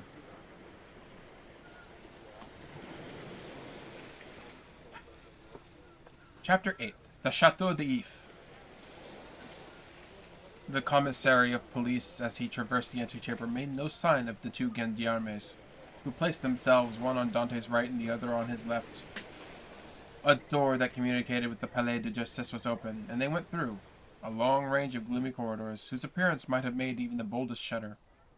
The Palais de Justice communicated with the prison, a somber edifice from which a grated windows looks in the clock tower of the Acule. After numberless windings, Dante saw a door with an iron wicket. The commissary took up an iron mallet and knocked thrice, every time seeming as if to Dante, as if struck to his heart. The door opened, and the two gendarmes pushed him forward, and the door closed with a loud sound behind him. The air he inhaled was no longer pure, but thick and mephitic. He was in prison. He was conducted to a terribly neat chamber, but grated and barred. Its appearance, therefore, did not greatly alarm him. Besides, the words of the Villefort, who seemed to interest himself so much, resounded still in his ears like a promise of freedom. It was 4 o'clock when Dante was placed in the chamber. It was, as we have said, the 1st of March, and the prisoner was soon buried in darkness. The obscurity augmented the acuteness of his hearing, and the slightest sound he rose and hastened to the door, convinced they were about to liberate him. But the sound died away, and Dante sank again into his seat. At last, about 10 o'clock, and just as Dante became to despair, steps were heard in the corridor. A key turned in the lock, the bolts creaking, the massy oak door flew open, and a flood of light came from 2 torches pervaded the apartment. By the torchlight, Dante saw the glittering sabers and carbines of 4 gendarmes. He had advanced at first, and soon stopped at the sight of a display of force. "Are you here to fetch me?" asked he. "Yes," replied a gendarme. "By the orders of Deputy Procureur." "I believe so." The conviction that came from M. de Villefort relieved all Dante's apprehensions. He advanced calmly and placed himself in the center of the escort. A carriage waited at the door. The coachman was on the box, and a police officer sat beside him. "Is this carriage for me?" said Dante. "It is for you," replied the gendarme.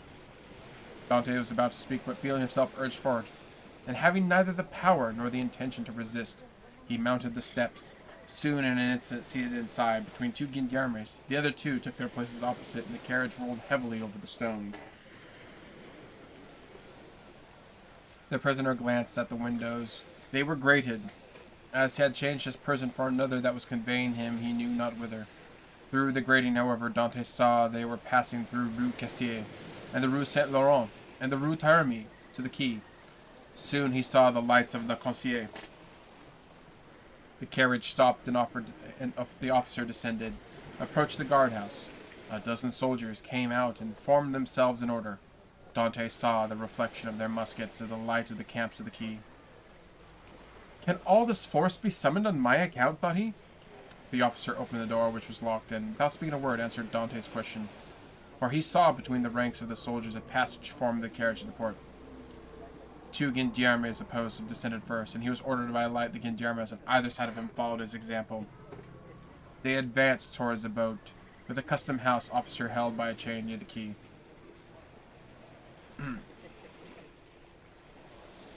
The soldiers looked at Dantes with an air of stupid curiosity.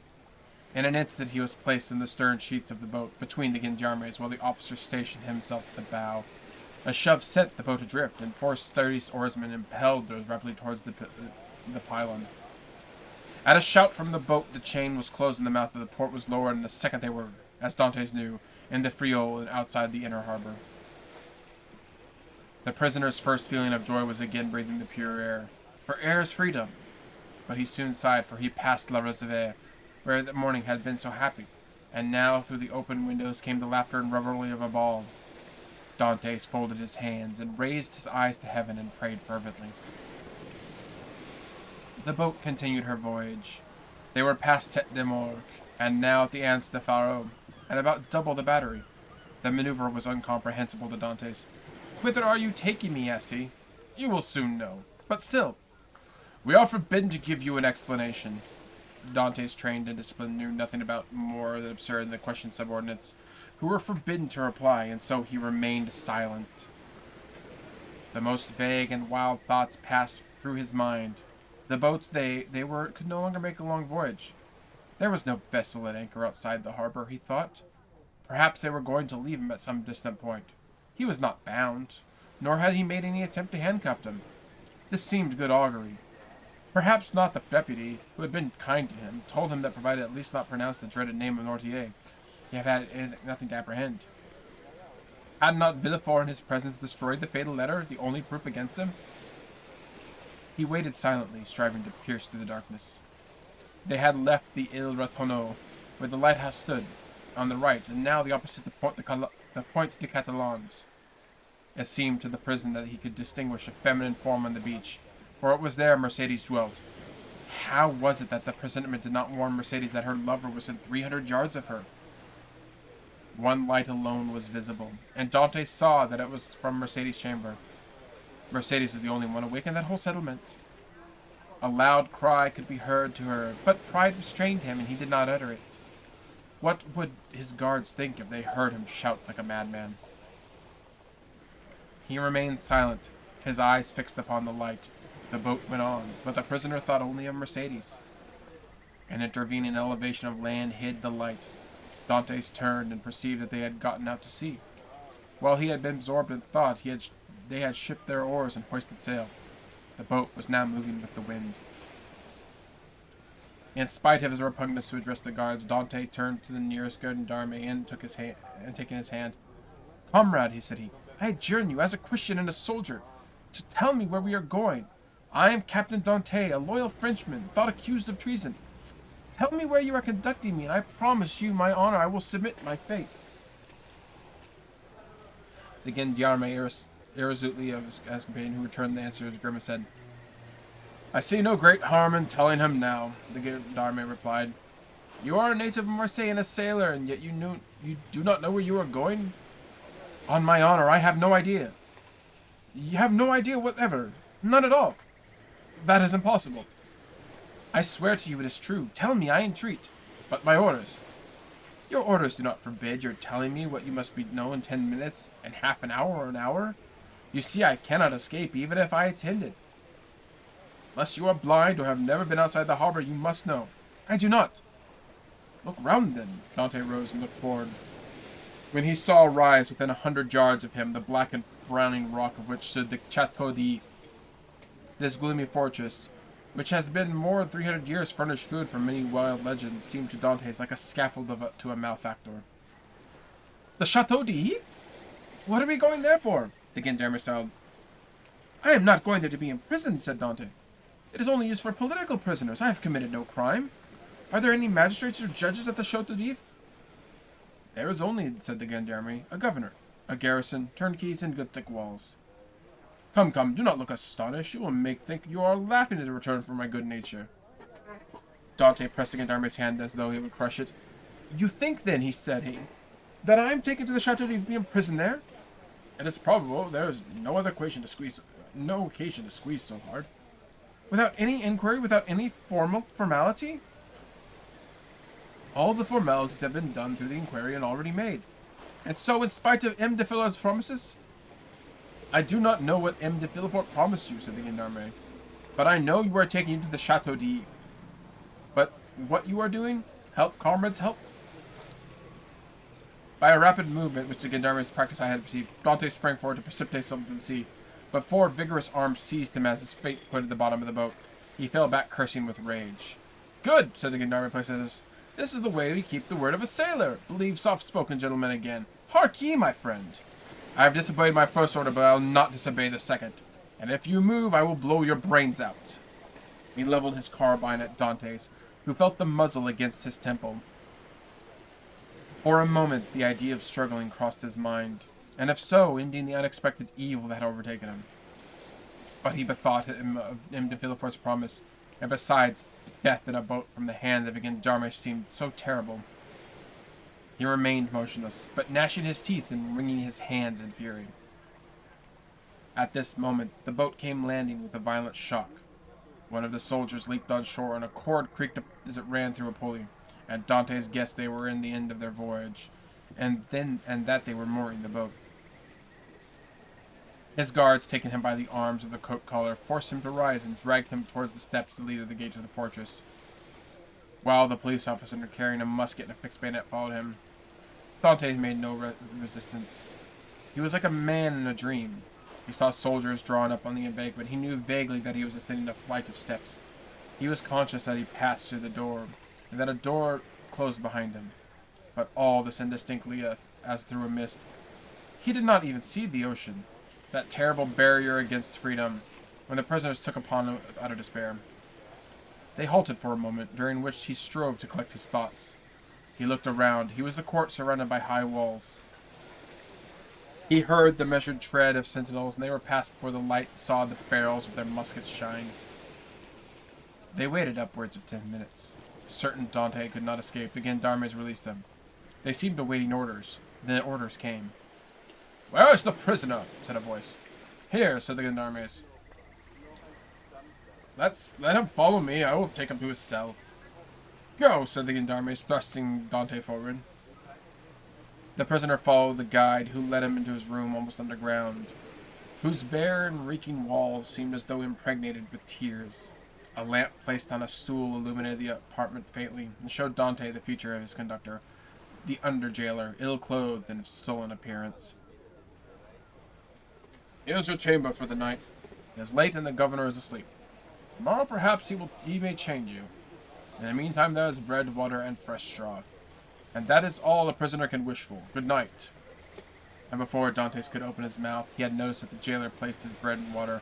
Before he glanced at the corner and straw, the jailer disappeared, taken with the lamp and closing the door, leaving stamped upon the prisoner's mind the dim reflection of the dripping walls of his dungeon. Dantes was alone in darkness and silence. Cold as the shadows he felt breathe in his burning forehead. With the first dawn of the day, the jailer returned, with orders to leave Dantes where he was. He found the prisoner in the same position as if fixed there, his eyes swollen with weeping.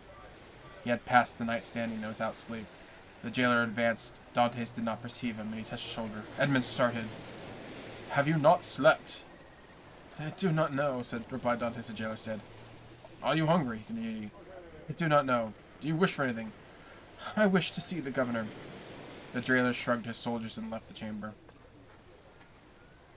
Dante followed him with eyes and stretched forth his hands towards the open door, but the door closed. All his emotion then burst forth. He cast himself on the ground, weeping bitterly, and asking himself what crime he had committed to be thus punished. The day passed thus. He scarcely tasted food, but walked round and round the cells like a wild beast in a cage.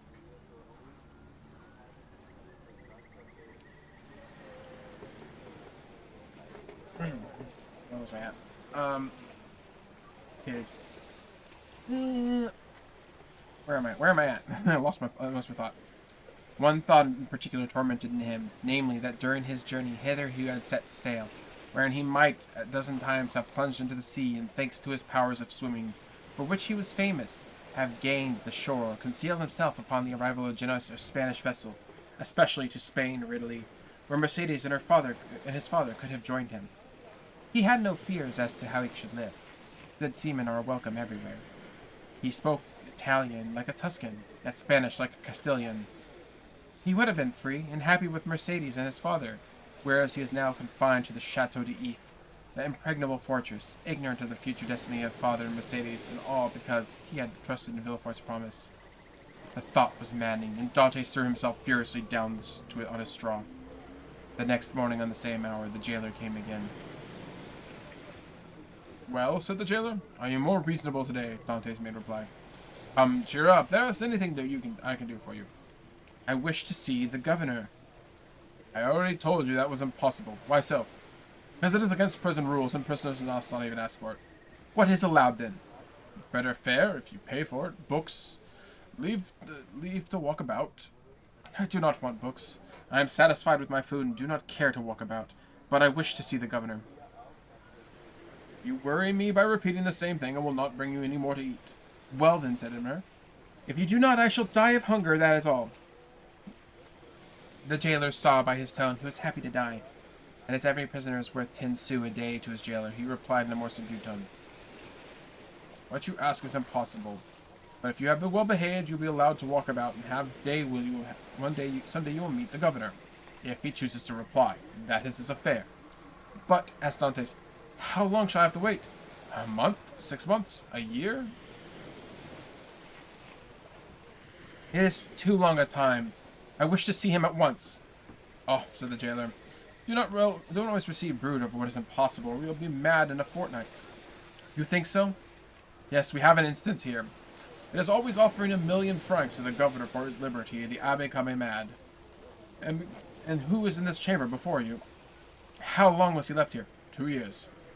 Was he liberated then? No, he was put in a dungeon. Listen, said Dantes. I am not an abbé. I'm not mad. Perhaps I shall be, but at present, unfortunately, I am not. I will make you another offer. I do not offer you 1,000,000 because I have it not. But I will give you 100 crowns for the first time you go to Marseille. You will seek out a young girl named Mercedes at the Catalans and give her 2 lines from me. If I took them and were detected, I should lose my place, which is worth 2,000 francs a year. So that I should be a great fool to run such a risk for 300? Well, said Dantes, mark this. If you refuse to at least tell Mercedes that I am here, I will someday hide myself behind this door, and when you enter, I will dash out your brains with this stool. Threats, cried the jailer, retreating to put himself in the defensive. You are certainly going mad. The Abbé began like you, and in 3 days you will be like him, mad enough to tie up, but unfortunately, there are dungeons here.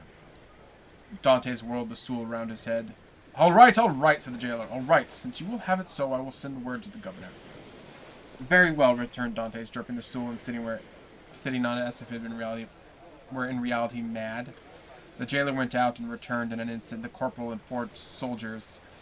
By the governor's orders, he said, conduct the prisoner to the tier beneath. To the dungeon, then? Yes, we put the madman with the madman, The two seized Dantes, who followed passively. He descended 15 steps, and the door of the dungeon was opened, and he was thrust in. The door closed, and Dantes advanced with outstretched hands until he touched the wall. He then sat down in the corner until his eyes became accustomed to the darkness. The jailer was right. Dantes wanted but little to be utterly mad. And that ends the chapter.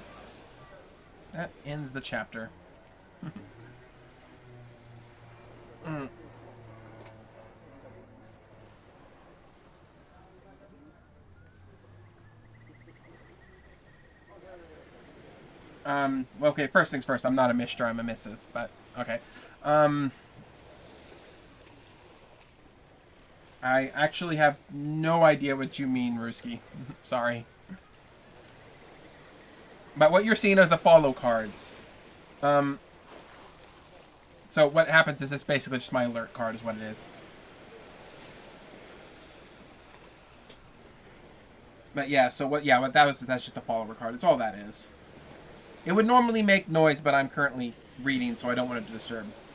Yeah, I've been going for 3.5 hours. My throat is probably starting to kill me a little bit. My name is Miss Lily. You can call me Lily. Oh, but I gotta stretch now, and I gotta find someone to give love to. Oh, that's a good one. That's a good one. Yep. Okay. We are gonna go ahead and find my buttons. Find my buttons to do what I need. You're gonna see my freaky arm here. My freaky arm. Freaky arm? No freaky arm. That's no freaky arm now.